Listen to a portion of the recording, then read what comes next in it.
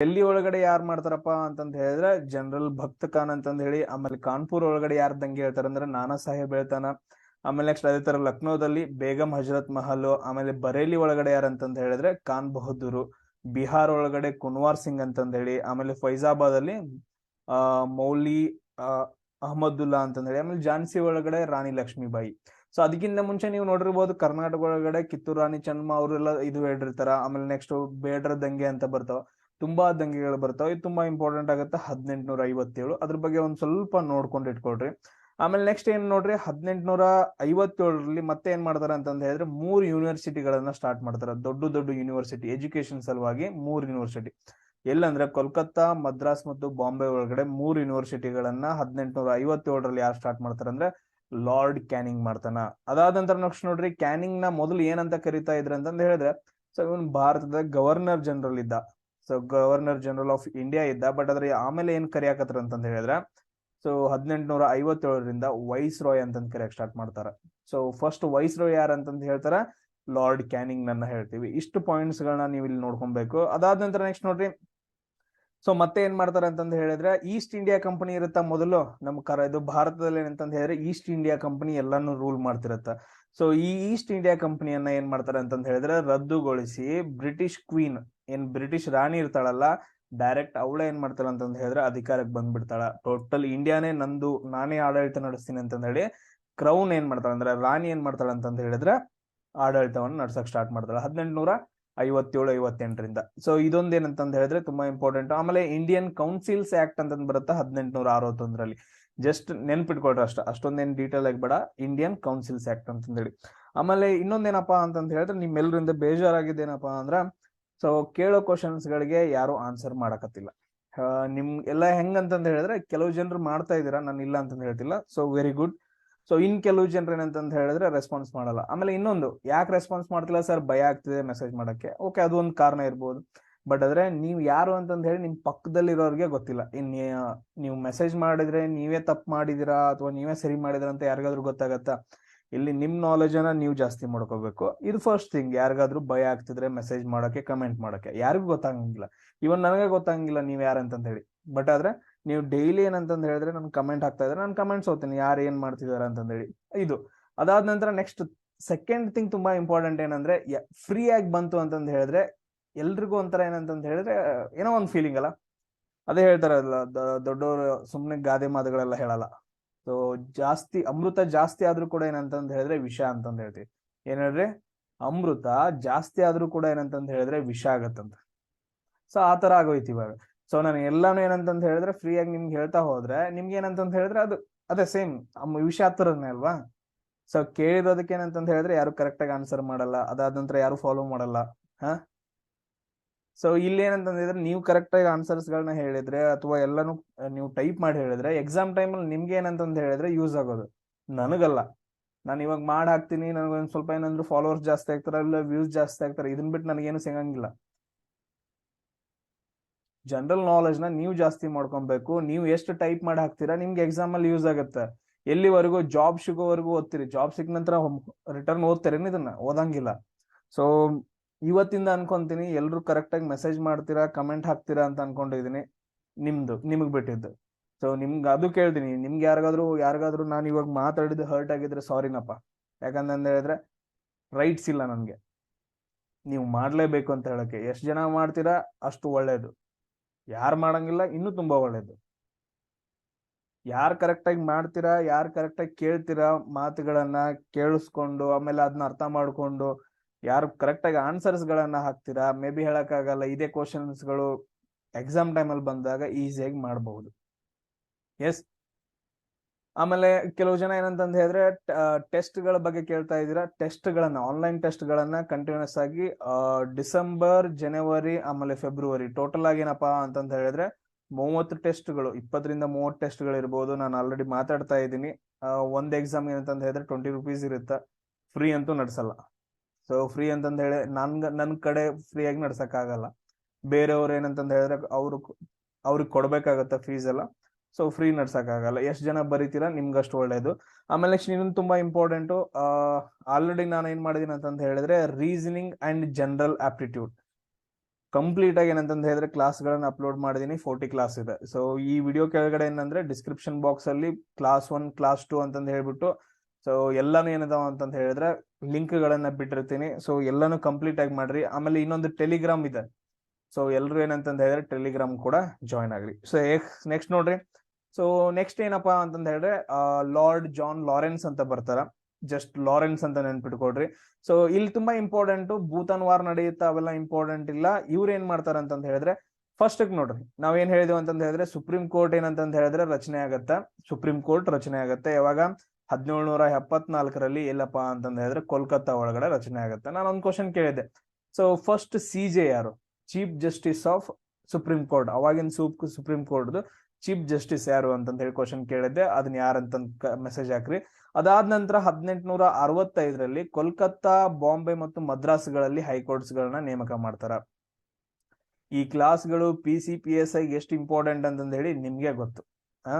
ಕೋಲ್ಕತ್ತಾ, ಬಾಂಬೆ ಮತ್ತು ಮದ್ರಾಸ್ಗಳಲ್ಲಿ ಏನಪ್ಪಾ ಅಂತಂತ ಹೇಳಿದ್ರೆ 1865ರಲ್ಲಿ ಹೈಕೋರ್ಟ್ ಗಳನ್ನ ರಚನೆ ಮಾಡ್ತಾರ. ಅದಾದ ನಂತರ ನೆಕ್ಸ್ಟ್ ನೋಡ್ರಿ, ಲಾರ್ಡ್ ರಿಟರ್ನ್ ತುಂಬಾ ಇಂಪಾರ್ಟೆಂಟ್ ಆಗ್ತಾನ. ವರ್ನಾಕ್ಯುಲರ್ ಪ್ರೆಸ್ ಆಕ್ಟ್ ಅಂತ ಬರುತ್ತೆ ನೋಡ್ರಿ, ವರ್ನಾಕ್ಯುಲರ್ ಪ್ರೆಸ್ ಆಕ್ಟ್. ನ್ಯೂಸ್ ಬಗ್ಗೆ ಜಸ್ಟ್ ನೆನ್ಪಿಟ್ಕೊಳ್ರಿ, ವರ್ನಾಕ್ಯುಲರ್ ಪ್ರೆಸ್ ಆಕ್ಟ್ ಯಾರು ಜಾರಿಗೆ ತಗೊಂಡ್ ಬಂದ್ರ ಅಂತಂದ್ ಬರುತ್ತೆ, ಲಾರ್ಡ್ ಲಿಟನ್ ಅಂತಂದ್ ಹೇಳ್ತೀವಿ. ಜಸ್ಟ್ ಇದೊಂದು ನೆನ್ಪಿಟ್ಕೊಳ್ರಿ. ಆಮೇಲೆ ಆರ್ಮ್ಸ್ ಆಕ್ಟ್ ಅಂತಂದ್ ಬರುತ್ತೆ. ಸೊ ಏನಂತಂದ್ ಹೇಳಿದ್ರೆ ಜಾಸ್ತಿ ವೆಪನ್ಸ್ ಗಳನ್ನ ಹೊಂದೋಂಗಿಲ್ಲ, ಅದು ಇದು ರೂಲ್ಸ್ ಗಳು ಬರ್ತಾವ, ಆರ್ಮ್ಸ್ ಆಕ್ಟ್ ಅಂತಂದ್ ಹೇಳಿ. ವರ್ನಾಕ್ಯುಲರ್ ಪ್ರೆಸ್ ಆಕ್ಟ್ 1878ರಲ್ಲಿ, ಇದು ಕೂಡ ಏನಂತಂದ ಹೇಳಿದ್ರೆ 1878ರಲ್ಲಿ. ಸೊ ಲಾರ್ಡ್ ಲಿಟನ್ ಏನ್ ಮಾಡ್ತಾನಪ್ಪ ಅಂತಂದ ಹೇಳಿದ್ರೆ ಜಾರಿಗೆ ತಗೊಂಡ್ ಬರ್ತಾನ ವರ್ನಾಕ್ಯುಲರ್ ಪ್ರೆಸ್ ಆಕ್ಟ್, ಆಮೇಲೆ ನೆಕ್ಸ್ಟ್ ಆರ್ಮ್ಸ್ ಆಕ್ಟ್ ಅಂತಂದ ಹೇಳಿ. ಇವೆರಡು ತುಂಬಾ ಇಂಪಾರ್ಟೆಂಟ್ ಆಗ್ತಾವ. ಅದಾದ ನಂತರ ನೆಕ್ಸ್ಟ್ ನೋಡ್ರಿ, ಅದೇ ಟೈಮ್ ಅಲ್ಲಿ 1878ರಲ್ಲಿ ಟೈಮ್ ಅಲ್ಲಿ ಏನಾಗತ್ತೆ ಅಂತಂದ ಹೇಳಿದ್ರೆ, ಇವಾಗ ನೋಡ್ರಿ 1857ರಲ್ಲಿ ಏನ್ ಮಾಡ್ತಾಳ ಬ್ರಿಟಿಷ್ ರಾಣಿ ಏನ್ ಮಾಡ್ತಾಳ, ಈಸ್ಟ್ ಇಂಡಿಯಾ ಕಂಪನಿಯನ್ನ ಏನ್ ಮಾಡ್ತಾಳ ಅಂದ್ರೆ ರದ್ದುಗೊಳಿಸ್ತಾಳ. ನೀವು ನಮಗ್ ಬೇಡನ ಬೇಡ ಅಂತಂದ ಹೇಳಿ ರದ್ದುಗೊಳಿಸ್ತಾಳ. ಆಮೇಲೆ ಏನ್ ಮಾಡ್ತಾಳ ಅಂತಂದ ಹೇಳಿದ್ರೆ ಇಡೀ ಭಾರತವನ್ನ ಏನಂತಂದ ಹೇಳಿದ್ರೆ ತನ್ನ ಹತೋಟಿಗೆ ತಗೊಂಡ್ ಬಿಡ್ತಾಳ. ಕರೆಕ್ಟಾ? ಸೊ ಇಡೀ ಭಾರತವನ್ನ ಏನ್ ಮಾಡ್ತಾಳ ಅಂತಂದ ಹೇಳಿದ್ರೆ ಅವ್ರ ಕೈಯಲ್ಲಿ ಸೊ ಆಳ್ವಿಕೆಗೆ ತಗೊಂಡ್ ಬರ್ತಾಳ. ಅದಾದ ನಂತರ ನೆಕ್ಸ್ಟ್ ಏನಾಗತ್ತ, ಅದಾದ ನಂತರ ನೆಕ್ಸ್ಟ್ ಏನ್ ಮಾಡ್ತಾಳ ಅಂತಂತ ಹೇಳಿದ್ರೆ ಒಂದು ಬಿರುದನ್ನ ತಗೊಂತಾಳು, ಕೈಸರ್ ಇ ಹಿಂದ್ ಅಂತಂದ ಹೇಳಿ. ಕೈಸರ್ ಇ ಹಿಂದ್ ಅಥವಾ ಐ ಹಿಂದ್ ಅಂತಂದ ಹೇಳ್ತೀವಿ. ಕೈಸರ್ ಐ ಹಿಂದ್ ಅಂತಂದ ಹೇಳಿ ಒಂದು ಬಿರುದನ್ನ ತಗೊಂತಾಳ. ಯಾರು? ಬ್ರಿಟಿಷ್ ರಾಣಿ. ಯಾರು? ಹೌದು, ವಿಕ್ಟೋರಿಯಾ. ಅವಳ ಹೆಸರೇನಪ್ಪಾ ಅಂತಂದ ಹೇಳಿದ್ರೆ ವಿಕ್ಟೋರಿಯಾ. ವಿಕ್ಟೋರಿಯಾ ರಾಣಿಗೆ ಏನಂತಂದ ಹೇಳಿದ್ರೆ ಒಂದು ಬಿರುದು ಇರುತ್ತ, ಕೈಸರ್ ಇ ಹಿಂದ್ ಅಂತಂದ ಹೇಳಿ. ಈ ಕ್ವಶನ್ಸ್ ಗಳನ್ನ ಕೇಳಿದಾರ. ಅದಾದ ನಂತರ ನೆಕ್ಸ್ಟ್ ನೋಡ್ರಿ, ಬರೋದು ಯಾರಪ್ಪ ಅಂತಂದ ಹೇಳಿದ್ರೆ ಲಾರ್ಡ್ ರಿಪ್ಪನ್ ಬರ್ತಾನ. ಇವನು ಕೂಡ ಏನ್ ಮಾಡ್ತಾನಂದ್ರೆ ಸೊ ವರ್ನಾಕ್ಯುಲರ್ ಪ್ರೆಸ್ ಆಕ್ಟ್ ಅನ್ನ ಮತ್ತೇನಂತಂದ ಹೇಳಿದ್ರೆ ರಿಪೀಲ್ ಮಾಡ್ತಾನ. ಸೊ ವರ್ನಾಕ್ಯುಲರ್ ಪ್ರೆಸ್ ಆಕ್ಟ್ ಅಲ್ಲಿ ಮತ್ತೇನಂತಂದ ಹೇಳಿದ್ರೆ ಹಲವಾರು ರೂಲ್ಸ್ ಗಳನ್ನ ಜಾರಿಗೆ ತಗೊಂಡ್ ಬರ್ತಾನೆ. ಯಾರು? Lord Ripon. ಆಮೇಲೆ ನೆಕ್ಸ್ಟ್ ನೋಡ್ರಿ, ಇವನ್ ಏನ್ ಮಾಡ್ತಾನೆ ಅಂತಂದ ಹೇಳಿದ್ರೆ ಫಸ್ಟ್ ಫ್ಯಾಕ್ಟರಿ ಆಕ್ಟ್, ಕಾರ್ಖಾನೆಗಳಲ್ಲಿ ಏನಂತಂದ ಹೇಳಿದ್ರೆ ಹಲವಾರು ರೂಲ್ಸ್ ಗಳನ್ನ ಜಾರಿಗೆ ತಗೊಂಡ್ ಬರ್ತಾರ. ಫಸ್ಟ್ ಫ್ಯಾಕ್ಟರಿ ಆಕ್ಟ್ ಅಂತಂದ ಹೇಳ್ತೀವಿ 1881 ಆಮೇಲೆ ನೆಕ್ಸ್ಟ್ ನೋಡ್ರಿ, ಲೋಕಲ್ ಸೆಲ್ಫ್ ಗವರ್ಮೆಂಟ್ ಗಳನ್ನ ಜಾರಿಗೆ ತಗೊಂಡ್ ಬರ್ತಾನ. ಸ್ಥಳೀಯ ಸರ್ಕಾರಗಳು ಅಂತಂದ ಹೇಳ್ತೀವಿ ನೋಡ್ರಿ, ಎಲ್ರಿಗೂ ಗೊತ್ತು ಸ್ಥಳೀಯ ಸರ್ಕಾರಗಳು. ಸ್ಥಳೀಯ ಸರ್ಕಾರದ ಪಿತಾಮಹ ಯಾರು ಅಂತ ಕೇಳ್ತಾರ, ಲಾರ್ಡ್ ರಿಪ್ಪನ್ ಅಂತಂದ ಹೇಳ್ತೀವಿ, ಅಥವಾ father of local self government. ಹಿಂಗಂದ್ರೆ ಏನು? 1882ರಲ್ಲಿ ಜಾರಿಗೆ ತಗೊಂಡ್ ಬರ್ತಾನೆ. ಹಿಂಗಂದ್ರೆ ಏನು? ಇವಾಗ ನೀವು ನೋಡಿರ್ಬೋದು, ಇವಾಗ ಇದು ನಮ್ದೇನಪ್ಪಾ ಅಂತಂದ ಹೇಳಿದ್ರೆ ನಮ್ದು ಕರ್ನಾಟಕ ಅಂತ ಅನ್ಕೊಡ್ರಿ. ಸೊ ಇದು ನಮ್ ಭಾರತದಲ್ಲಿ ಕರ್ನಾಟಕ ಒಂದು ಇದು ರಾಜ್ಯ ಅಂತಂದ ಹೇಳ್ತೀವಿ. ಈ ರಾಜ್ಯಗಳಲ್ಲಿ ಏನಂತಂದ ಹೇಳಿದ್ರೆ ಹಲವಾರು ಡಿಸ್ಟ್ರಿಕ್ಟ್ ಗಳಿರ್ತಾವ, ಏನಂತಂದ ಹೇಳಿದ್ರೆ ಹಲವಾರು ಜಿಲ್ಲೆಗಳಿರ್ತಾವ. ಆ ಜಿಲ್ಲೆ ಒಳಗಡೆ ಏನಂತಂದ ಹೇಳಿದ್ರೆ ಅದ್ರದ್ದೇ ಒಂದು ಏನಂತಂದ ಹೇಳಿದ್ರೆ ಒಂದು ಸರ್ಕಾರ, ಮಿನಿ ಸರ್ಕಾರದ ತರ ಇರಬೇಕು. ಅದಕ್ಕೆ ನಾವ್ ಏನಂತ ಕರಿತೀವಿ ಅಂದ್ರೆ ಜಿಲ್ಲಾ ಪಂಚಾಯತ್ ಅಂತ ಕರಿತೀವಿ. ಏನಂತ ಕರಿತೀವಿ? ಜಿಲ್ಲಾ ಪಂಚಾಯತ್. ಅದಾದ ನಂತರ ಜಿಲ್ಲೆ ಒಳಗಡೆ ಏನಂತಂದ ಹೇಳಿದ್ರೆ ಎಲ್ಲಾ ಕಡೆ ತಾಲೂಕುಗಳು ಬರ್ತಾವ. ತಾಲೂಕುಗಳಲ್ಲಿ ಏನಿರುತ್ತೆ ಅಂತಂದ ಹೇಳಿದ್ರೆ ತಾಲೂಕ್ ಪಂಚಾಯತ್ ಇರುತ್ತ. ಹಲವಾರು ಅಂದ್ರೆ ತಾಲೂಕುಗಳಲ್ಲಿ ಏನಂತಂದ ಹೇಳಿದ್ರೆ ಹಲವಾರು ಗ್ರಾಮಗಳಿರ್ತಾವ. ಈ ಗ್ರಾಮಗಳಲ್ಲಿ ಏನಂತಂದ ಹೇಳಿದ್ರೆ ಗ್ರಾಮ ಪಂಚಾಯತಿ ಇರುತ್ತ. ನೋಡ್ರಿ, ಜಿಲ್ಲಾ ಪಂಚಾಯತಿ, ತಾಲೂಕ್ ಪಂಚಾಯತಿ, ಗ್ರಾಮ ಪಂಚಾಯತಿ ಇವೆಲ್ಲ ಏನಂತಂದ ಹೇಳಿದ್ರೆ ಸ್ಥಳೀಯ ಸರ್ಕಾರಗಳು. ಈಗ ನೀವು ನೋಡಿರ್ಬೋದು, ಗ್ರಾಮ ಪಂಚಾಯತಿ ಒಳಗಡೆ ಏನಂತಂದ ಹೇಳಿದ್ರೆ ಒಬ್ಬ ಅಧ್ಯಕ್ಷ ಇರ್ತಾನ, ಸದಸ್ಯರು ಇರ್ತಾರ, ವಾರ್ಡ್ಗೊಬ್ಬೊಬ್ಬ ರಿಪ್ರೆಸೆಂಟೇಟಿವ್ ಇರ್ತಾರ. ಅದಾದ ನಂತರ ನೆಕ್ಸ್ಟ್ ಏನಂತಂದ ಹೇಳಿದ್ರೆ ಮತ್ ಬೇರೆ ಬೇರೆ PDO ಅವರು ಇವ್ರು ಎಲ್ಲ ಏನಂತಂದ ಹೇಳಿದ್ರೆ ಹಲವಾರು ಸರ್ಕಾರದಿಂದ ನೇಮಿತವಾದ ಅಧಿಕಾರಿಗಳು ಕೂಡ ಇರ್ತಾರೆ. ಇವರೆಲ್ಲ ಇರ್ತಾರ. ಇವ್ರ ಜೊತೆಗೆ ಏನಂತಂದ ಹೇಳಿದ್ರೆ ಸೊ ಇವ್ರು ಏನ್ ಮಾಡ್ತಾರ, ಇಲ್ಲಿ ಗ್ರಾಮ ಪಂಚಾಯತಿಗೆ ದುಡ್ಡು ಬರುತ್ತ. ಅದಾದ ನಂತರ ಇವ್ರು ಏನ್ ಮಾಡ್ತಾರ ಅಂತಂದ ಹೇಳಿದ್ರೆ ಗ್ರಾಮವನ್ನ ಉದ್ಧಾರ ಮಾಡೋಕೆ ಏನಂತಂದ ಹೇಳಿದ್ರೆ ಯೂಸ್ ಮಾಡ್ತಾರ. ಅಂದ್ರೆ ಎಲ್ಲಾ ಯೋಜನೆಗಳನ್ನ ಕರೆಕ್ಟ್ ಆಗಿ ಅನುಗುಣವಾಗಿ ಇಂಪ್ಲಿಮೆಂಟ್ ಮಾಡ್ತಾರ ಅಂತಂದ ಹೇಳ್ತೀವಿ. ಸೊ ಈ ರೀತಿಯಾಗಿ ಸ್ಥಳೀಯ ಸರ್ಕಾರಗಳನ್ನ 1882ರಲ್ಲಿ ಲಾರ್ಡ್ ರಿಪ್ಪನ್ ಇದ್ದವ ಏನ್ ಮಾಡ್ತಾನ ಅಂತ ಹೇಳಿದ್ರೆ ಜಾರಿಗೆ ತಗೊಂಡ್ ಬರ್ತಾನ. ಅದಕ್ಕೋಸ್ಕರ ಅವನನ್ನ ಸ್ಥಳೀಯ ಸರ್ಕಾರದ ಪಿತಾಮಹ ಅಂತ ಕರಿತೀವಿ ಕನ್ನಡದಾಗ. ಆಮೇಲೆ ನೆಕ್ಸ್ಟ್ ನೋಡ್ರಿ ಇಲ್ಬರ್ಟ್ ಬಿಲ್ ಅಂತ ಬರುತ್ತೆ. ಇದೇನ್ ಅಷ್ಟೊಂದು ಏನ್ ಇಂಪಾರ್ಟೆಂಟ್ ಇಲ್ಲ. ನೆಕ್ಸ್ಟ್ ತುಂಬಾ ಇಂಪಾರ್ಟೆಂಟ್ ಎಜುಕೇಶನ್, ಶಿಕ್ಷಣಕ್ಕಾಗಿ ಏನಂತಂದ ಹೇಳಿದ್ರೆ ಒಂದು ಕಮಿಷನ್ ಬರುತ್ತಾ, ಹಂಟರ್ ಕಮಿಷನ್ ಅಂತ ಹೇಳ್ತೀವಿ. ಫಸ್ಟ್ ಕಮಿಷನ್ ಯಾವ್ದಪ್ಪ ಅಂತಂದ ಹೇಳಿದ್ರೆ ಶಿಕ್ಷಣಕ್ಕೋಸ್ಕರ ನೋಡ್ರಿ ಹಂಟರ್ ಕಮಿಷನ್. ಸೊ ಯಾವಾಗ ಜಾರಿಗೆ ಬರುತ್ತಾ 1882ರಲ್ಲಿ. ಸೊ ಎಲ್ಲೆಲ್ಲಿಂದ ಸ್ಟಾರ್ಟ್ ಆಗತ್ತೆ ನೋಡ್ರಿ, ಚಾರ್ಲ್ಸ್ ವುಡ್ ವರದಿ ಬರುತ್ತ. ಚಾರ್ಲ್ಸ್ ವುಡ್ ವರದಿ ಅದೆಷ್ಟು ನೋಡ್ರಿ 1854ರಾಗ ಚಾರ್ಲ್ಸ್ ವುಡ್ ವರದಿ ಕೂಡ ಏನಂತ ಹೇಳಿದ್ರೆ ಶಿಕ್ಷಣಕ್ಕಾಗಿ. ಅದಾದ ನಂತರ ನೆಕ್ಸ್ಟ್ ಹಂಟರ್ ಕಮಿಷನ್ ಬರುತ್ತ. ಅದಕ್ಕಿಂತ ಮುಂಚೆ ಏನಂತಂದ ಹೇಳಿದ್ರೆ 1833 ಆಕ್ಟ್ ಅಲ್ಲಿ ಏನಂತಂದ ಹೇಳಿದ್ರೆ 1 ಲಕ್ಷ ರೂಪಾಯಿಗಳನ್ನ ಏನ್ ಮಾಡ್ತಾರ ಅಂದ್ರೆ ಶಿಕ್ಷಣಕ್ಕೋಸ್ಕರ ತೆಗೆದಿಡ್ತಾರ. ಇಷ್ಟೆಲ್ಲ ಏನಂತಂದ ಹೇಳಿದ್ರೆ ರಿಫಾರ್ಮ್ಸ್ ಗಳು ಎಜುಕೇಶನ್ ಲೆವೆಲ್ ಅಲ್ಲಿ ಆಗ್ತಿರ್ತಾವ. ಆಮೇಲೆ ನೋಡ್ರಿ ಅವ್ನಾದ ನಂತರ ನೆಕ್ಸ್ಟ್ ಬರೋದು ಯಾರಪ್ಪ ಅಂತಂದ ಹೇಳಿದ್ರೆ ಲಾರ್ಡ್ ಡಫರಿನ್ ಅಂತಂದ್ ಬರ್ತಾನ. ಲಾರ್ಡ್ ಡಫರಿನ್ ಅಲ್ಲಿ ಇದು ವಾರ್ ತುಂಬಾ ಇಂಪಾರ್ಟೆಂಟ್ ಆಗಲ್ಲ, ಇದು ತುಂಬಾ ಇಂಪಾರ್ಟೆಂಟ್ ಆಗತ್ತ. INC ಸ್ಥಾಪನೆ ಆಗತ್ತೆ, ಇಂಡಿಯನ್ ನ್ಯಾಷನಲ್ ಕಾಂಗ್ರೆಸ್ ಅನ್ನೋದೇನಂತಂದ ಹೇಳಿದ್ರೆ ಸ್ಥಾಪನೆ ಆಗುತ್ತ. ಯಾವಾಗ 1885ರಲ್ಲಿ. ಸೊ ಇದ್ರ ಬಗ್ಗೆ ನಾನು ಹೇಳಂಗಿಲ್ಲ, ಇದನ್ನ ಯಾರು ಜಾರಿಗೆ ತಗೊಂಡ್ಬಾರ ಅಂದ್ರೆ ಯಾರು ಸ್ಥಾಪನೆ ಮಾಡ್ತಾರ ಅಂತಂದ ಹೇಳಿ ನನಗೆ ನೀವು ಹಾಕ್ಬೇಕು. ಆಮೇಲೆ ನೆಕ್ಸ್ಟ್ ನೋಡ್ರಿ ಇನ್ನು ಇಂಡಿಯನ್ ನ್ಯಾಷನಲ್ ಕಾಂಗ್ರೆಸ್ ಅಲ್ಲಿ ತುಂಬಾ ಇಂಪಾರ್ಟೆಂಟ್ ಪಾಯಿಂಟ್ಸ್ ಗಳು ಬರ್ತಾವ. ಏನಪ್ಪಾ ಅಂತಂದ ಹೇಳಿದ್ರೆ ಮೊದಲನೇ ಭಾರತ ಅಂದ್ರೆ ಅಧಿವೇಶನಗಳು ನಡೀತಾವ. ಇಂಡಿಯನ್ ನ್ಯಾಷನಲ್ ಕಾಂಗ್ರೆಸ್ ಏನಂತಂದ ಹೇಳಿದ್ರೆ ಸ್ಥಾಪನೆ ಆದ ನಂತರ ಅಧಿವೇಶನಗಳು ನಡೀತಾವ. ಯಾಕ? ಬ್ರಿಟಿಷರನ್ನ ಹೊರಗೆ ಹಾಕ್ಬೇಕು. ಅದಾದ ನಂತರ ಎಲ್ಲರಲ್ಲಿ ಏನಂತಂದ ಹೇಳಿದ್ರೆ ರಾಷ್ಟ್ರೀಯತನ ಹುಟ್ಟಬೇಕು. ಸೊ ದೇಶಾಭಿಮಾನವನ್ನ ಹುಟ್ಟಿಸ್ಬಿಟ್ಟು ಏನಂತಂದ ಹೇಳಿದ್ರೆ ಬ್ರಿಟಿಷರ ವಿರುದ್ಧ ಯುದ್ಧ ಮಾಡಬೇಕು, ಹಂಗೆ ಅಂತಂದ ಹೇಳಿ ಹಲವಾರು ಏನಂತಂದ ಹೇಳಿದ್ರೆ ಅದು ಉದ್ದೇಶಗಳಿಂದ ಸ್ಥಾಪನೆ ಆಗಿರುತ್ತ. ಅದರಲ್ಲಿ ಅದ್ರದ್ದು ಅಧಿವೇಶನಗಳು ನಡೀತಾ ಇರ್ತಾವ. ಫಸ್ಟ್ ಅಧಿವೇಶನ ಎಲ್ಲಿ ನಡೆಯತ್ತಪ್ಪ ಅಂತಂದ ಹೇಳಿದ್ರೆ ಪುಣೆ ಒಳಗಡೆ ನಡಿಬೇಕಿತ್ತು. ಪುಣೆ ಒಳಗಡೆ ನಡಿಬೇಕಿತ್ತು. ಬಟ್ ಆದ್ರೆ ಅಲ್ಲೊಂದು ರೋಗ ಇರುತ್ತ, ಫ್ಲೇಗ್ ರೋಗ. ಫ್ಲೇಗ್ ರೋಗ ಇರೋದ್ರಿಂದ ಏನ್ ಮಾಡ್ತಾರ ಅಂದ್ರೆ ಪುಣೆಯಿಂದ ಅದನ್ನ ಮುಂಬೈಗೆ ಟ್ರಾನ್ಸ್ಫರ್ ಮಾಡ್ತಾರ. ಇದನ್ನು ಕೂಡ ಕ್ವಶನ್ ಕೇಳ್ತಾರ. ಮೊದಲು ಎಲ್ಲಿ ನಡಿಬೇಕಿತ್ತು, ಆಮೇಲೆ ಎಲ್ಲಿ ನಡೀತು? ಪುಣೆ ಒಳಗಡೆ ನಡಿಬೇಕಿತ್ತು, ಬಟ್ ಆದ್ರೆ ಅದನ್ನ ಆಮೇಲೆ ಮುಂಬೈದೊಳಗೆ ನಡೆಸ್ತಾರ. ಫಸ್ಟ್ ಅಧಿವೇಶನ ಎಲ್ಲಿ ನಡೆಯುತ್ತಾ? ಮುಂಬೈ ಒಳಗಡೆ ನಡೆಯುತ್ತಾ. ಅದ್ರದ ಅಧ್ಯಕ್ಷರು ಯಾರಾಗಿರ್ತಾರ? ಸೊ WC ಬ್ಯಾನರ್ಜಿನ. ಎಸ್, WC ಬ್ಯಾನರ್ಜಿ ಅಂತಂದ ಹೇಳಿದ್ರೆ ಮೊದಲ ಅಧ್ಯಕ್ಷರಾಗಿರ್ತಾರೆ. ಆಮೇಲೆ ನೆಕ್ಸ್ಟ್ ತುಂಬಾ ಇಂಪಾರ್ಟೆಂಟ್ ಅಧಿವೇಶನಗಳು ಬರ್ತಾವ. ಯಾವಾಗಿಂದ ನಾನು ಜಸ್ಟ್ ಹೇಳ್ತೀನಿ ನೋಡ್ರಿ. 1907ರ ಅಧಿವೇಶನ ತುಂಬಾ ಇಂಪಾರ್ಟೆಂಟ್ ಆಗುತ್ತೆ, ಅದನ್ನ ನಾನು ನೆಕ್ಸ್ಟ್ ಡಿಸ್ಕಷನ್ ಮಾಡ್ತೀನಿ.